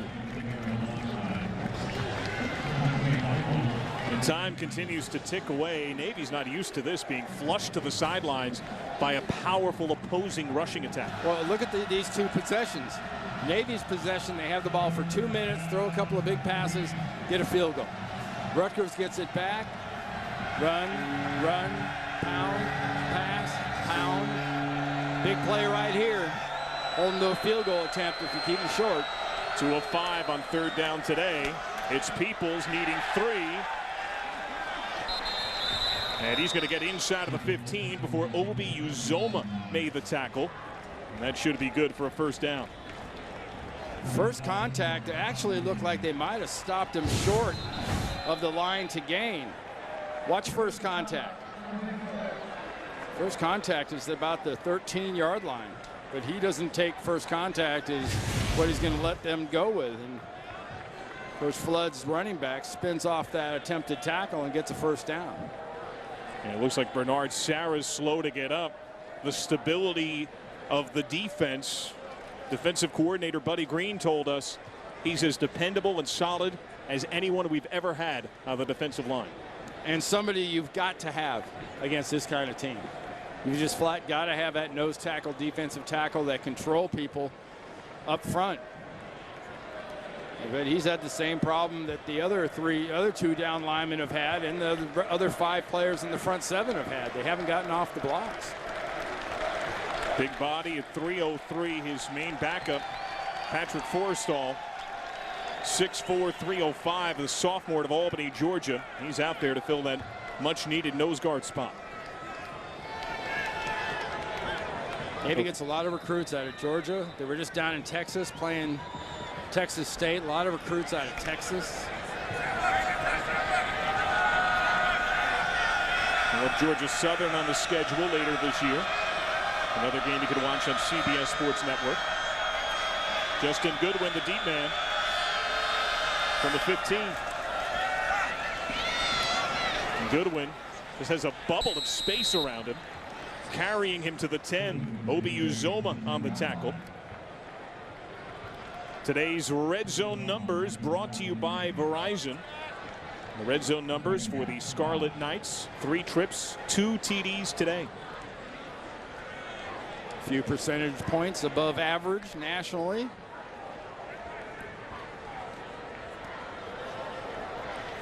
This Navy team began the day 38th in the country in red zone defense, allowing scores 75% of the time. Soft corner on the left side again. Toss goes right. Lots of bodies there. What a Superman hurdle. Leaping to around the 8. Quazel Bertrand, Obi Uzoma swarming yet again. Nice job by Navy just stringing it out, but Bertrand gets him zeroed in, drops his head to make the tackle, and suddenly he's gone. Hops straight up and hops out as he hops up and gets some positive yards. So it's 3rd down. 3rd and 3.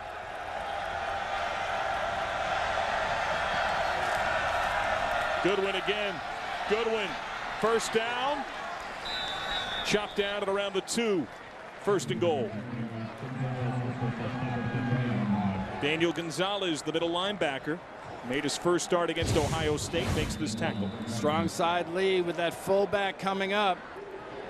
Lineman comes off. As soon as the lineman comes off, the lead back goes on the linebacker. They block the backside backer, and there's a huge gap.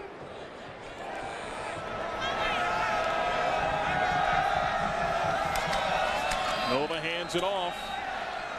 And not much there. About a yard for Goodwin. Jordan Drake helps stop him a little more than a yard short of Pater.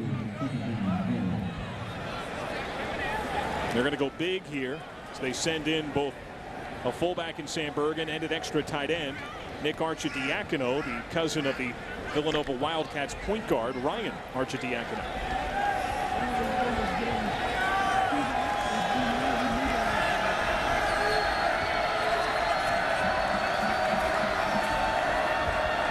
Motion from Bergen. On the ground, Goodwin. No, sir. Just short. Barely inside the 1 yard line. Watch the surge or lack thereof from Rutgers. Rutgers is not getting the big blocking surge. There are blue jerseys in the backfield. The white jerseys aren't pushing them out of the way.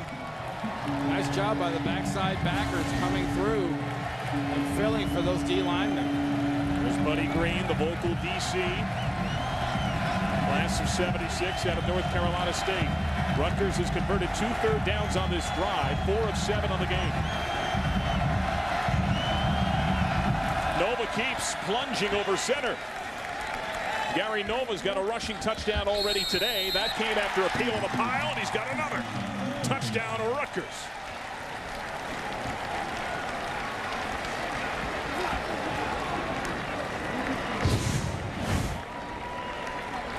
They ate up 6.5 minutes with that drive, and good, powerful blocking, specifically on that play. Chris Muller, the right guard, number 70,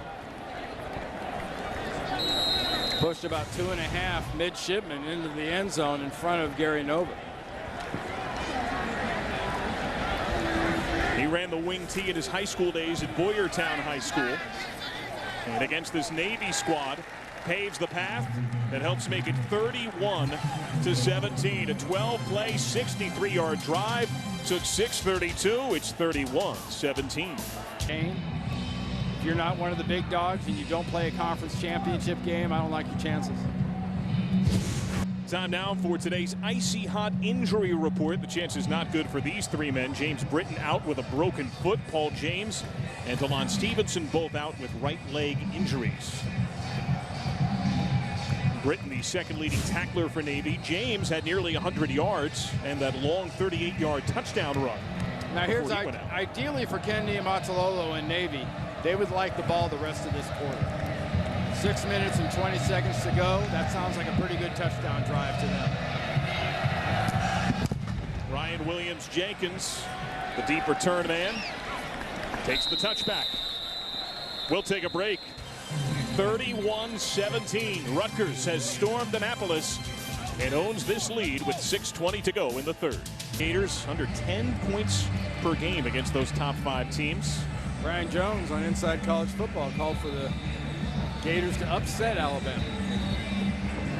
Will Muschamp, hell of a guess if it happens. Survived Kentucky in triple overtime, and Crimson Tide team that you think needs some time to still learn what it is. Well, normally when you change the amount of bodies as they have, especially on the defensive side of the ball, you're going to have some moments. But they've got Cooper, they've got Yeldon, they've got Henry on the offensive side, an effective quarterback. Navy's got the ball and a significant deficit. Pitch goes out to Dyshawn Romine. That's enveloped by 3 different Scarlet Knights. There's a down Scarlet Knight near the hash at around the 30-yard line.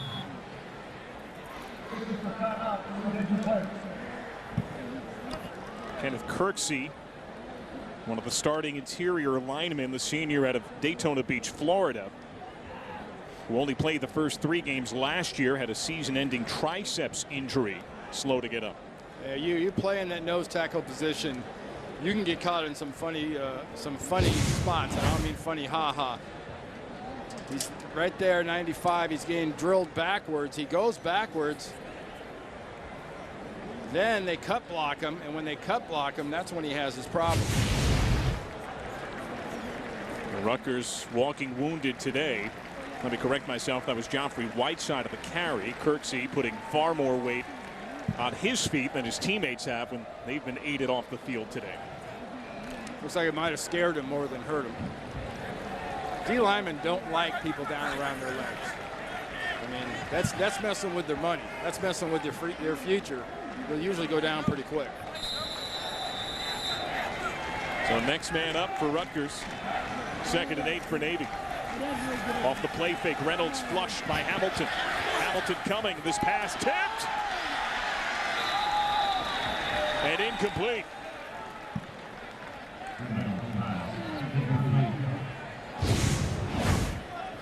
Very end, just flips it. I don't know, was he out of bounds or was that foot in? Claus knocks it in the air. You only need 1 foot in the college game. Navy's quick to the line. They get the play off. Pitch right. To about the 30. Well, we mentioned a little bit that Rutgers plays with 3 safeties instead of 2 and 1 less linebacker. Linebacker has the ball, which was Reynolds. Then on the pitch, you're left with the safety on the inside and the corner on the outside. They're doing an excellent job of accounting for all 3 phases of this option and making it halting at best. Pablo Beltran the punt. Janarian Grant the return man. Great hang time.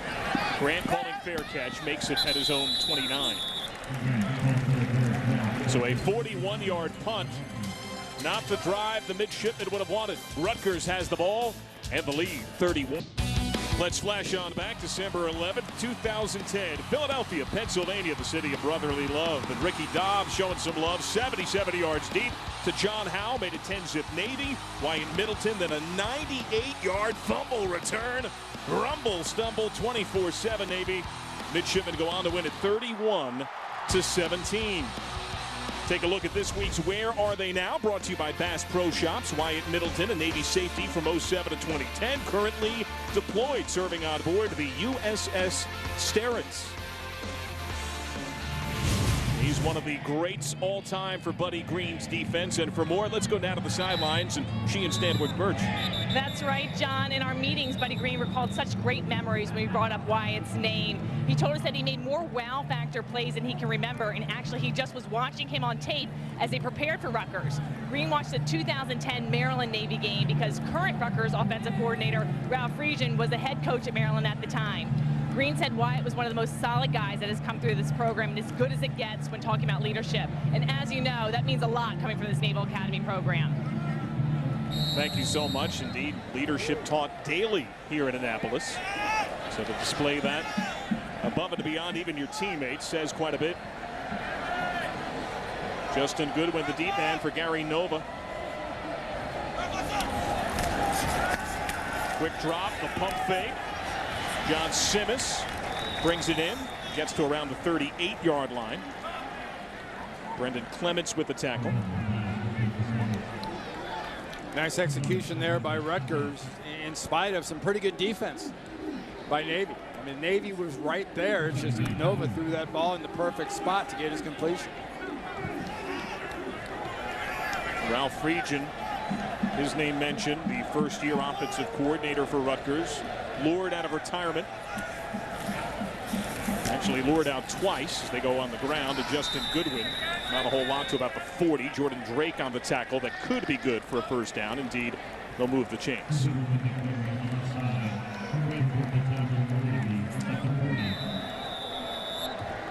Ralph Friedgen was nearly with this Rutgers team last year. Armed Forces football, proudly sponsored by Golden Corral.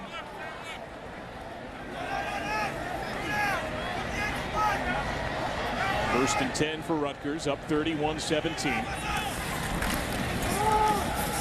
To the edge. A couple. William Sweeter taking down Goodwin. The Phrygian turned down the opportunity, though, last year. He said he originally gave a yes, and then he realized he had a daughter's wedding that he dropped a ton of money into in October. That'll do it. He said, I got to pull back. And then the chance comes up again. Ron Prince goes to the NFL, takes the OC job with the Detroit Lions. Kyle Flood calls again. He said it wasn't a slam dunk. He had to think about it, but decided to come on back. He's a football guy. Football guys always come back. Good one to the backfield. Back to the 40. Paul Quisenberry, the senior out of Carlsbad, California, got back there with first contact. Jordan Drake helped him out. Penetration, specifically by Sarah in the middle, destroys the play. Quisenberry gets his own version of the penetration, but it's Sarah's initial penetration, takes away the cutback, leads him right into the linebacker. Rutgers 5 of 8 on third downs. This is third and a long 10. They go empty backfield here. Haven't seen that much from Ralph Phrygian's offense. Nova give it a chance. Nova, pressured flag comes out after the stiff arm. Threading the needle, incomplete. That's holding all the way. Will Anthony flushed him in the backfield. And indeed, this penalty goes against the Scarlet Knights. Holding, offense number 77. As penalties decline, fourth down. That's the right tackle, J.J. Denman. That's the one spot they rotate a bit between Denman and Taj Alexander. It occurred a little bit earlier. Got a nice tug on the jersey of the Navy defenders as they were escaping. That side judge got a beautiful view looking back in, and he and the umpire, he and the referee.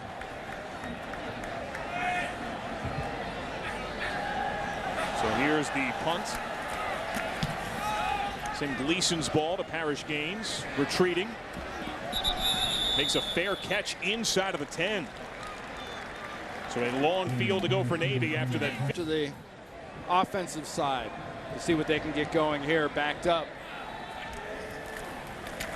Chris Swain, the fullback, bullying his way to around the 20. Anthony Chaffee, the sophomore cornerback, run over, first down, 12-yard gain. Sounds like a hit. Yeah, that's nice. Swain in that fullback position. You're going to get too cautious of that quarterback. You're going to sprint out of there. A guy like Swain will make you pay. First down for Navy. At the 20. A fake to the fullback and pitch on the edge. Nearly another 10 right around the 30. Ryan Williams-Jenkins got outside. Anthony Chaffee got the tackle. That is another first down, gain of 10. So here's an example of a triple option that's giving you some trouble. They've creased you on the outside. They've used speed on the outside. They've gotten you in the inside with the fullback. To get the full effect of this option, you need a big long run or 10-yard run by the quarterback, Keenan Reynolds. He's also gone deep in the pass game a handful of times. Reynolds keeping. Reynolds taken down on high by Steve Longa, the weak side linebacker. Only 7, didn't get 10. Solid run by this QB. You've been clairvoyant today, and how about this? You don't see this kind of balance all that often from Navy. Last time this occurred was against San Jose State. That was the last home loss. Of course, the next week, Keenan Reynolds comes off the bench due to injury, ignites a fourth quarter comeback and a win against Air Force. He's been the starter ever since. Navy hasn't lost at home since. 10th longest home win streak in the country. Inside underneath, Antonio Gully. Comes right around the 40. That is good for a first down. If that happened a little quicker than you were expecting, that's one of the wings on the outside with a little underneath handoff. Those wings just come zipping inside, hits the defense quick, and they can gain 3-4 yards before you know it. And the Amantalolo's offense, 10 yards shy midfield. Toss to the right sideline, free football. Flag down, Joffrey Whiteside. Taken down by Quentin Gauze. And that was an offside against Rutgers.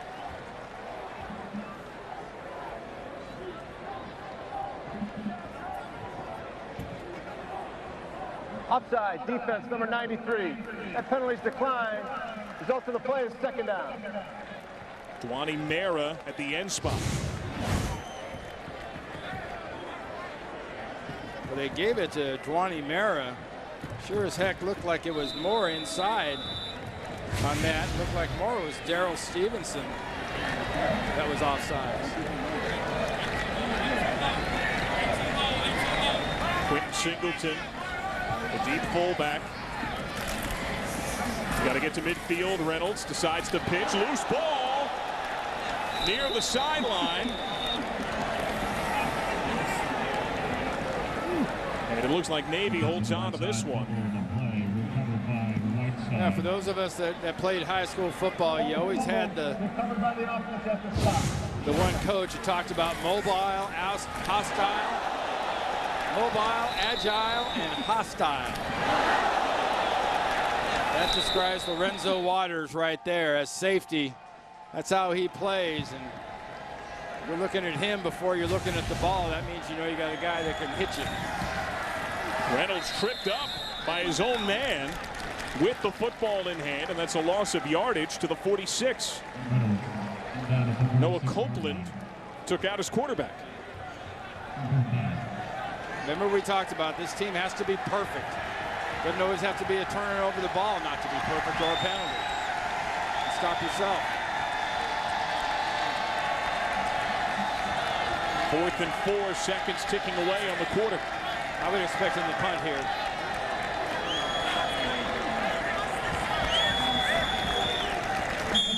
And the quarter comes to a close. End of the third.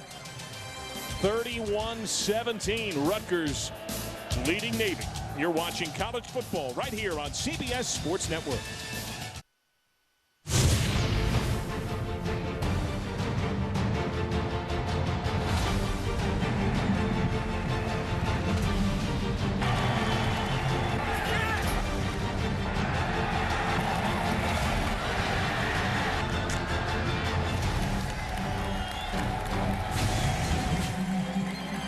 Some of the sights and sounds of the day. The midshipmen still pumped up. 2-touchdown game. And second quarter decisively taken by the Scarlet Knights.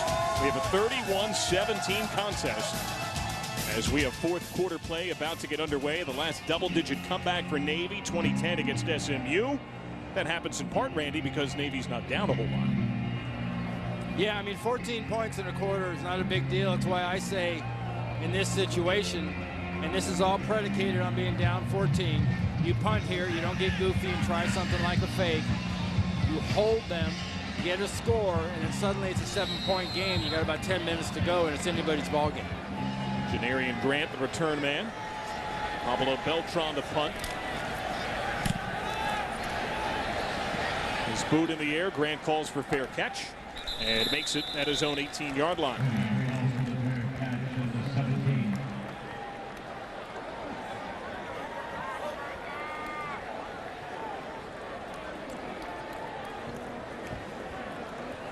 Today's first down and 10 line brought to you by Golden Corral.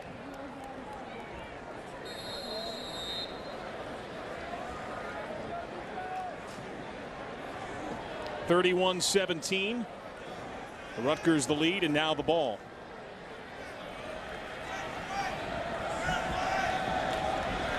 Desmond Peoples, the deep man. Gets the ball left side. It gets to about the 25-yard line. Quazell Bertrand gets yet another tackle. I've said it a lot today. Watch the blockers in the white jerseys. A lot of white jerseys. They stay on the blue jerseys. that are the defenders. Sounds simple. Sounds actually just the most basic thing in the world. Well, that's because it is. And that's basically the game plan of Rutgers. Go basic, go Stone Age, and just pound them.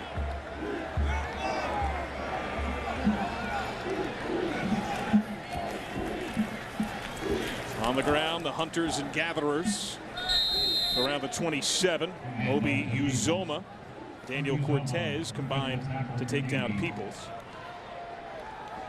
More time ticking away.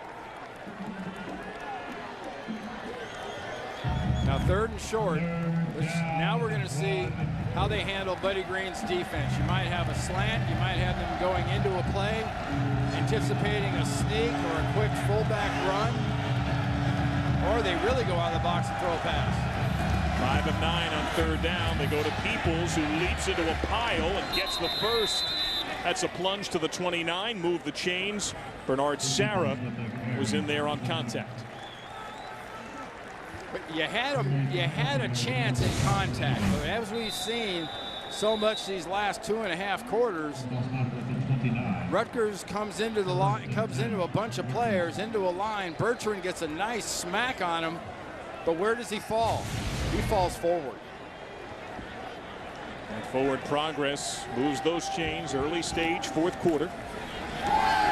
Misdirection play fake. Nova on the edge, completes it to around the 40, caught by John Simmis, the sophomore to Bergen Catholic. At the 40-yard line. Fake goes this way. Pass is going to come all the way around here for the throw. Nice fake by Nova. That holds the linebackers. Good game plan. Good design by Ralph Friedgen. He draws some very pretty lines, by the way. It's a computer. I can't claim credit. On the ground for a couple. Quazo Bertrand in there yet again. Bertrand's been all over the place at that rover safety position. 2nd down, 8. Whether it's been inside runs or outside in the passing game, he's made some very impactful hits. I mean, figuratively and literally. But this is where this Navy defense needs to bow up and stop him right now for Buddy Green and the midshipmen. They need to stop.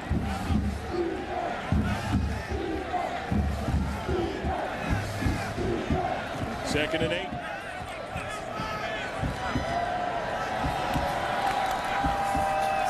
On the ground, makes 2 men miss, and Peoples falls forward to around the 47-yard line. Jordan Drake on the tackle. Here's a 3rd down and 3. You're going to see a blitz come up from up here. You're going to see penetration from here. Running back just goes in the hole, goes just inside him, and gets his yards. Great little hop, jump, step right there to avoid an unblocked man and get those positive yards. Paid crowd of 33,655. Nova to throw. And the quick strike gets the first. He connects with Leonte Carew, his former high school buddy, who led the team in catches entering today to the 45. Leonte Carew, not the fastest guy in the world, but look at those hands. Boy, if you're a young receiver, that is what catching a football is. Out away from your body, you just snatch that thing out of the air. Don't let it get into your body where it could bounce off. That's a pretty classic catch. 8-yard gain, now in Navy territory. Put it on the ground, why not? Peoples hit from behind. Patrick Forrestall, the backup at that nose guard position, gained to around the 41, gain of 4. This Rutgers team entered the day 84th in the country, averaging 145 yards on the ground. It seemed like they had that by the time the 3rd drive was coming to a close. Yeah, they have mindfully come into this game for 2 goals. One was to run the ball methodically and pretty viciously, to be honest with you.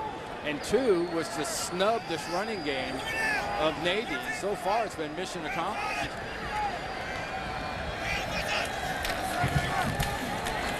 Peoples again. To the 37, gain of 4. Chris Johnson, senior out of Cape Coral, Florida, on the tackle. This Rutgers team playing its penultimate non-conference game, has Tulane on tap next week, and then plunges back into Big Ten play. That's going to be a strange experience for Coach Flood and the Scarlet Knights. It's got to be. Seeing all these Big Ten teams going to these new houses, gigantic stadiums, you know, between the Big House and the Horseshoe and some of the others in the Big Ten. 3rd and 2. Peoples running over Obi Uzoma inside of the 35. That's good for another first down. Yeah, this Rutgers running game after a while starts kind of resembling remember the old battering rams you'd see in the old medieval movies? They'd be holding them and they'd be banging in the gates, and eventually they'd break down the gates. Well, Coach Flood's running game for his football team from the very beginning has been that battering ram, and they have softened up this Navy defense. Justin Goodwin, Desmond Peoples, the now injured Paul James. They have been the hammers dropped.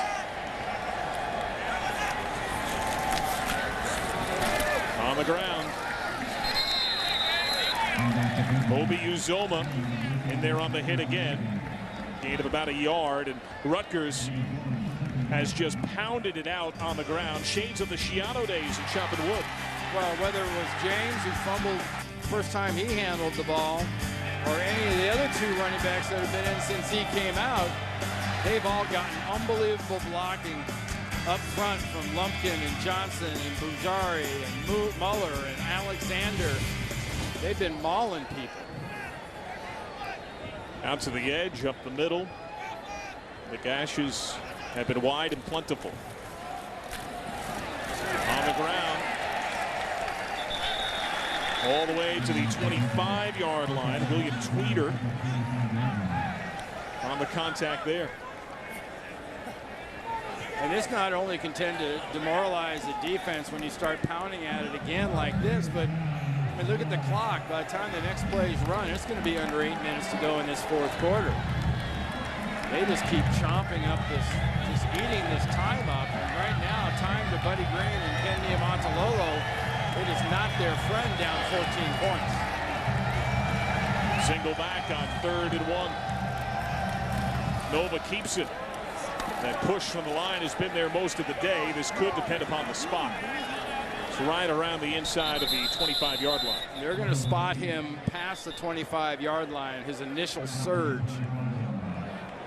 Both officials, especially the one at the top of the screen, came in and gave him a pretty good spot. See if we can get another look. Nova came out of that pile limping a little bit. And they say he is short.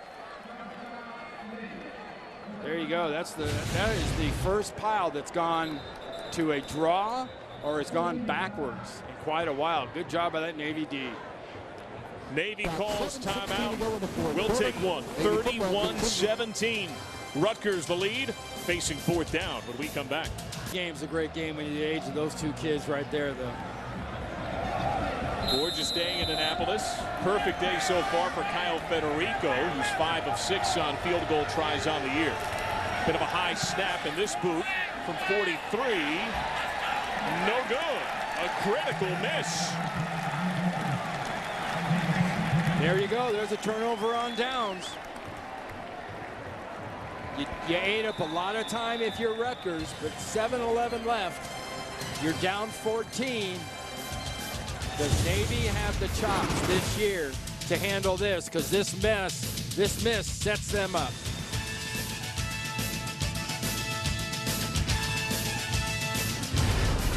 It was coming up with Ole Miss, LSU, and A&M, Texas A&M. So if they're going to be getting better, they better get better quick. Today's 1st and 10 line brought to you by Golden Corral. Navy has to get a couple of scores after a field goal miss from 43 by Rutgers. Off the play fake, Reynolds, backside pressure, zips it, caught. That's a first down at around the 39-yard line. Brought in by Jameer Tillman, tackled by Garif Flashin. Nice job by Reynolds, running to throw, scrambling into the pocket, stepping up into the pocket, avoiding the rush coming from the backside. Braden Heaps having a little bit of a problem there at left tackle. After a 14-yard completion, they zip it out again, this time to Tillman left side. He makes the catch at around the 44. Anthony Chaffee, the sophomore quarterback, wrapped him up. So, you know, if you can do this effectively as they've done in a couple of drives today, this makes this triple option a whole different thing to start handling. If you start throwing the ball effectively like this, things can get ugly quick. 2nd and 6. Fake the dive. Reynolds keeps. Doesn't have much, but finds a few yards. Weaves his way to around the 47-yard line. Gain of 3. Dwani Mera tackled.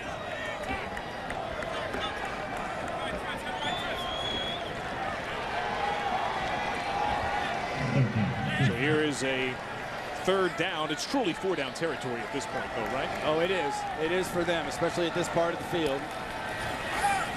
Reynolds to throw. Wide open target, caught in stride. Racing down the sideline inside of the 20. Noah Copeland, the fullback, brings it in. Steve Longa brings him down. And Navy inside of the Rutgers 15-yard line, a 39-yard connection. Wait a minute, so I'm supposed to worry about the fullback, the trailing back, and the passing game? That can get kind of ugly if you start doing this like this. Keenan Reynolds, great poise, excellent accuracy, and good hands for a fullback by Copeland. Play fake, Reynolds looking to throw again on the edge of the end zone, dropped by the spinning Thomas Wilson.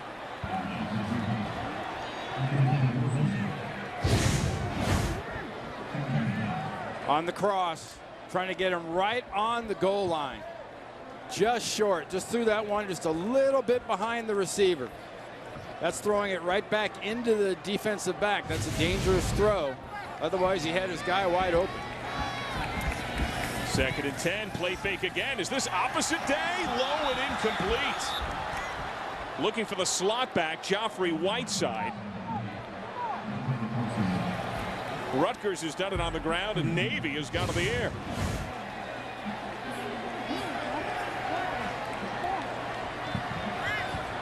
Keenan Reynolds knows that was an opportunity. That's on him.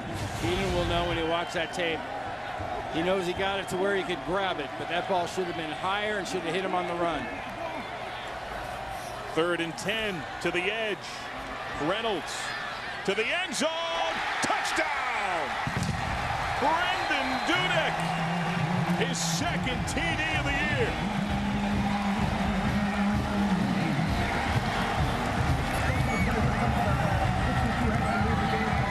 How about using about a minute off the clock? 5 minutes and 26 seconds to go.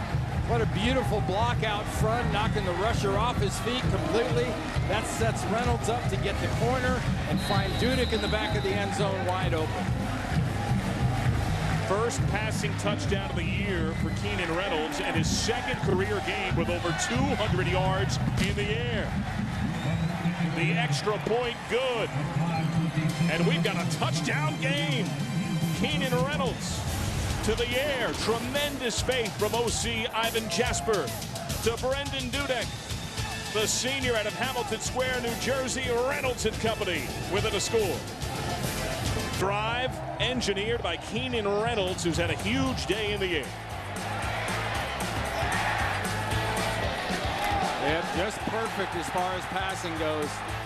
Spot on by Keenan Reynolds. Got some great blocking up front to buy him that time. But that was all the junior quarterback. The man that can beat you with his feet and with his arm. 14-yard TD to Dudek. 11 of 19 passing, the 6th most completions in the Ken Niumatalolo era. And his 2nd career 200-yard passing game. They've had to do that. They've been down multiple scores. Janarian Grant takes a knee. So here's Navy with a couple of timeouts. Rutgers has 3, a touchdown game with 5:26 to go, Randy. And this Rutgers team has been so good on the ground, eating time. What are you looking for on both sides? Well, this is a part of the field, whether you played for Bill Walsh or Bill Parcells or Tom Coughlin or Bill Belichick. This is the clock part of the game. The 4-minute offense, the 5-minute offense in this case. Running backs stay in bounds. Don't get dumb penalties. Keep the clock moving and just keep piling up first downs.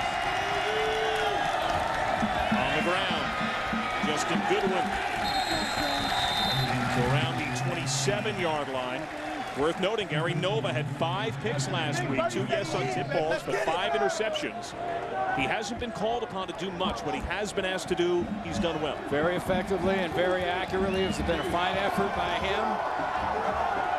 And now if you can get this offense for Rutgers past the 50 here and the clock under 3 minutes, you're gonna force Ken Niumatalolo and company to start using their timeouts. They're not going to snap the ball until the play clock's at 1. They've got 3 timeouts, so right now Rutgers is going to stay in the huddle. They're going to call a timeout, and they're just going to eat that time off the clock right there.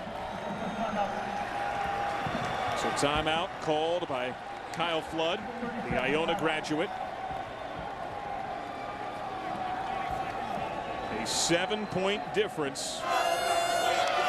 The midshipman excited. The last time these teams met, 2008, it was the last meeting in Annapolis. Rutgers' Jordan Brooks, 12-yard touchdown run. Rutgers led 21-20 with 7:38 to play. But Matt Harmon of Navy hit a 24-yard field goal, a 23-21 lead with 2:06 left, and that would go final as Navy got the only win it's had in the last 5 meetings with Rutgers. Buddy Green was here, as was most of his coaching staff.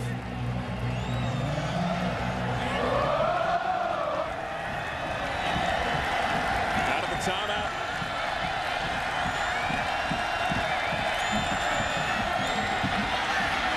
On the ground, Goodwin keeps on churning those legs, pounds his way to the 35. Quazell Bertrand on the tackle.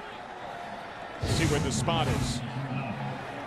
Inside with this pit look. Contact on the blockers. They're driving. The legs drive.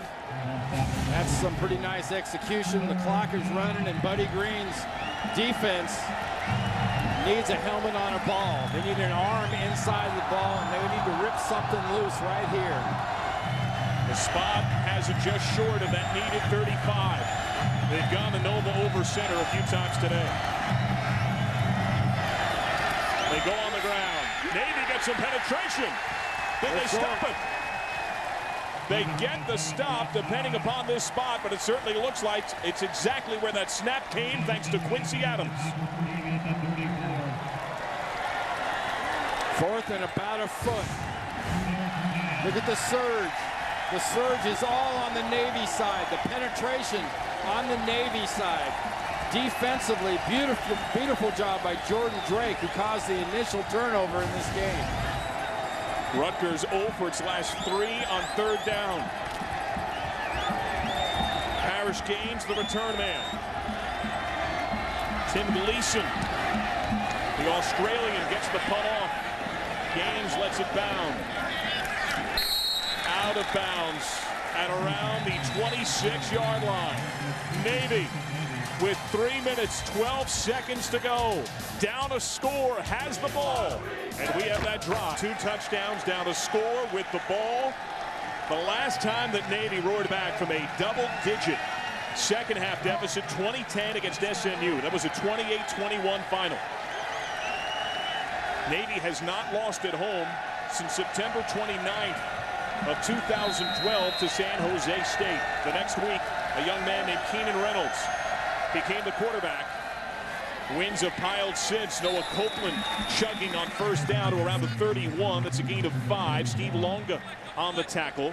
And here's Navy with 2 timeouts. Reynolds having a heck of a game throwing the ball, but Navy right now has like 153 yards rushing. That's like 250 yards below their normal, but they have to run it here. Eat some clock and score. Here's the pitch. Joffrey Whiteside. That's a 1st down, out of bounds at around the 42. Gain of 11. Nothing but pure speed. We've seen that a lot. How about the block on the outside by Dudek? Inside the frame. Hands inside.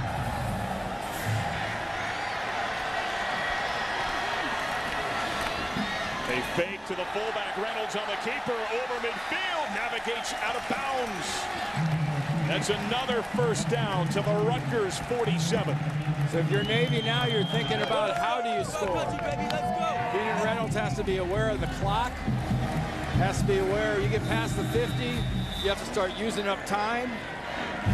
And start thinking about if you score, how much time will Rutgers have when you get the ball back. Reynolds, the maestro, the engineer, to the 40, gain of 7.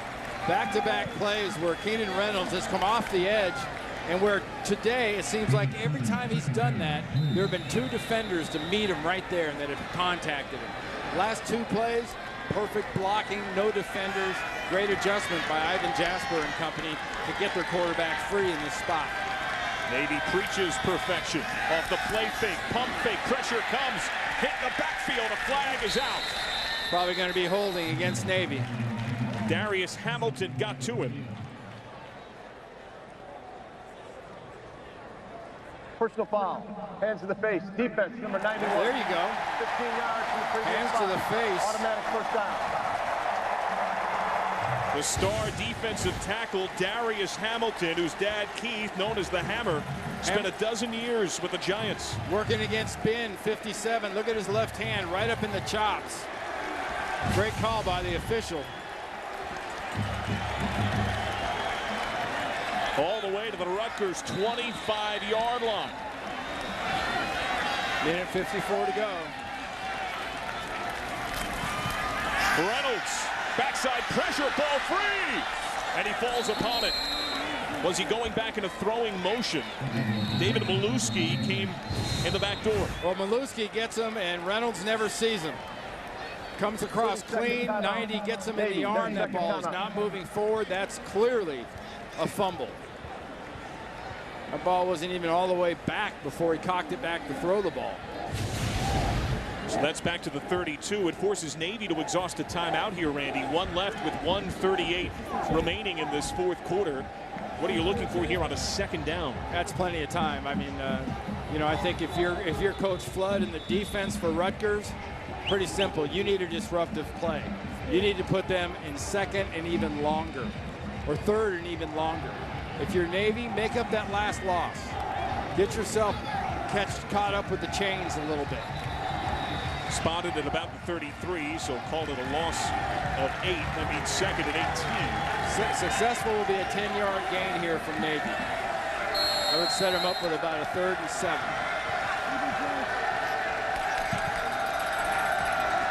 Keenan Reynolds has been brilliant out of the pistol look. Quick strike, finds his man in stride. Calvin Cass Jr. out of Sicklerville, New Jersey, his first catch of the season, all the way to the 16. Setting up a 3rd and 1, a short one at that. They've run a lot of play fake, but with this much time, do you dare risk that here? Everything's working for him in the passing game. Why not? Reynolds to the edge, keeps it, has the first, inside the 10. Swallowed up just shy of the 5 by Garif Glashin. First down and goal. Well, we haven't seen a counter reaction by the Scarlet Knight defense. They haven't closed up that hole. Good job inside. There's no inside-out pursuit. No linebacker, no safety taking Reynolds out, as we've seen numerous times today, and he's running free. 10-yard gallop now from the 6. Reynolds with a blocking holding, goes end zone, nearly picked off. In and out of the hands, Garif Glashin, the 5th-year senior out of Miami, Florida.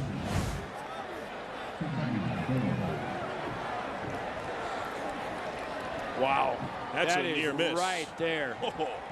Nice job by Jameer Tillman getting that left hand in there and breaking that up. Otherwise, that ball ends up right in the armpit of Glashin.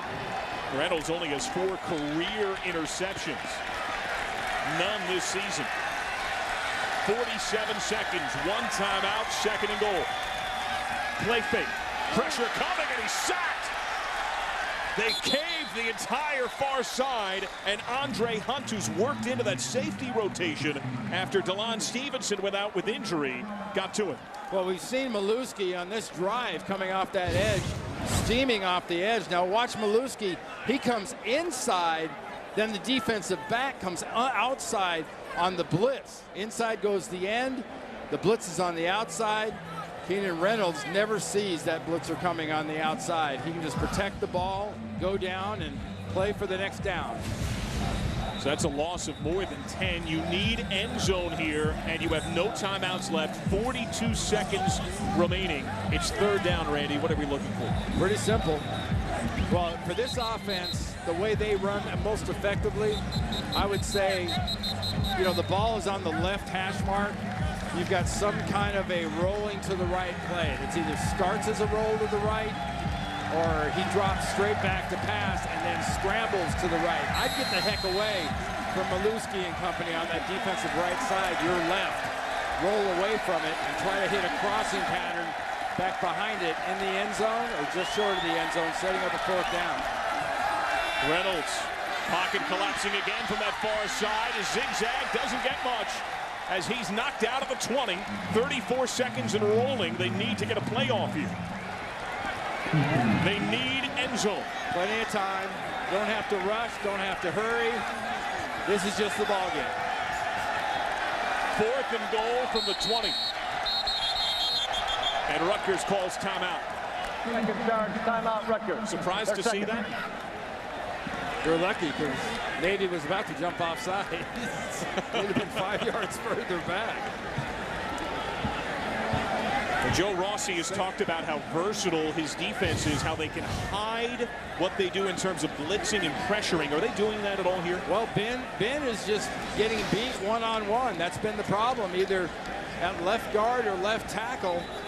They've been getting beat in the one-on-one matchups, and Ben couldn't quite hold up. Keenan Reynolds tries to come back to the left, but that's where the pressure has been. I've just got to think you have to intentionally have a play designed to go to the right. Get away from what that pressure is coming on your left. It was Komoko Toure. They call him the Komoko Dragon. Led the team in sacks entering today. Led the state of New Jersey in sacks as a senior. There's a unique look. Only 3 men on the line. Everyone else in the checkered end zone. Reynolds loading up for the chance to tie it. A jump ball. And incomplete. Looking for Jameer Tillman. Could not connect. 31-24. Out of bounds. A little confusing here with the checkerboard and end zone. The white line looks like part of the end zone, but it's not. The cone is the end of the end zone. He catches the ball. That right foot comes down, but the right foot comes down about a foot away. He manages to bring in the ball. He does come down with it on the ground, but it's well after he's out of bounds. And so, Ken Niumatalolo's team that has not lost at home since September 29th, 2012. That was a shutout to San Jose State.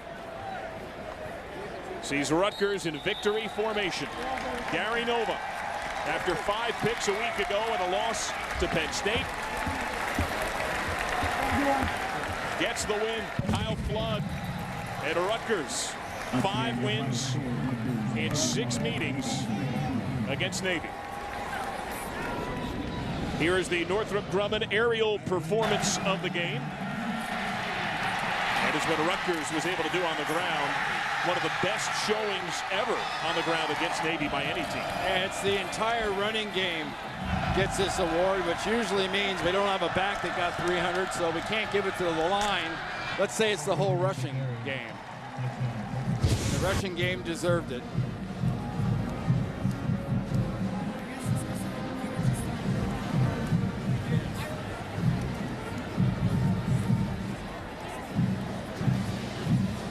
(31-24) the final.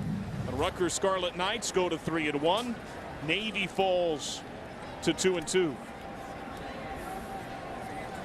This Rutgers team that has Tulane coming up next week and then dives right back into Big Ten play. Home against Michigan, at Ohio State, while Navy has Western Kentucky coming to town. And then takes on Air Force out in Colorado Springs. So the tradition with the team making its way over toward the rest of the midshipmen of the Navy blue and gold.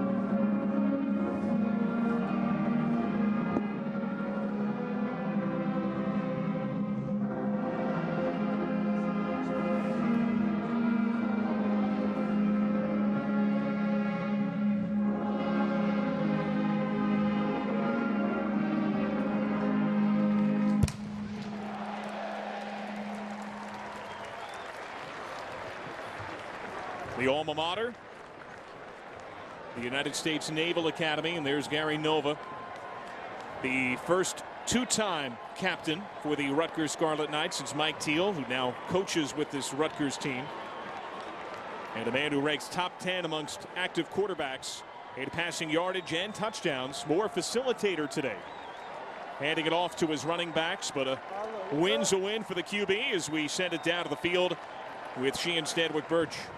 Thanks, John. Well, Gary, you guys had a lot of success against a Navy team that's given other teams a lot of problems. What was the key today? I think running the ball. I think we did a good job running the ball, moving the chain, staying on the field. Obviously, with the offense they run, they're going to take a lot of time off the clock, so we knew we had to get points early in the game, and we did that. You personally, as a quarterback, is going to get a lot of criticism and the glory. Last week, you threw 5 interceptions. Today, you rebounded. What was the difference this week? I think, just trying to get better every day. I think the offense did a great job. We were executing. We just had a good week of practice, came out here and executed. As you look forward to the season in the Big Ten, what are the goals for the remainder of the year? Just be 1-0 every week. Beat a great Navy team at home. They haven't lost at home in, I think, 2 years, which is great for us. And we got Tulane next week, so we got to be ready to be 1-0 against them. Thanks for your time. Enjoy the win. Thank you. Appreciate it. And that is Gary Nova, the senior out of Elmwood Park, New Jersey, at Don Bosco Prep. He was 24-0 as a starter. And he gets a big win for his Rutgers team today, a 31-24 Rutgers victory. American flag flies. Scarlet Knights win the last scheduled meeting between these two teams. For Randy Cross, Sheehan Stedwick Birch, and our entire crew, I'm John Sadak. This has been a presentation of CBS Sports Network, the 24-hour home of CBS Sports. A touchdown difference in Annapolis as Rutgers exacts the win. And right now we send it back to our CBS Sports Network studios in New York City.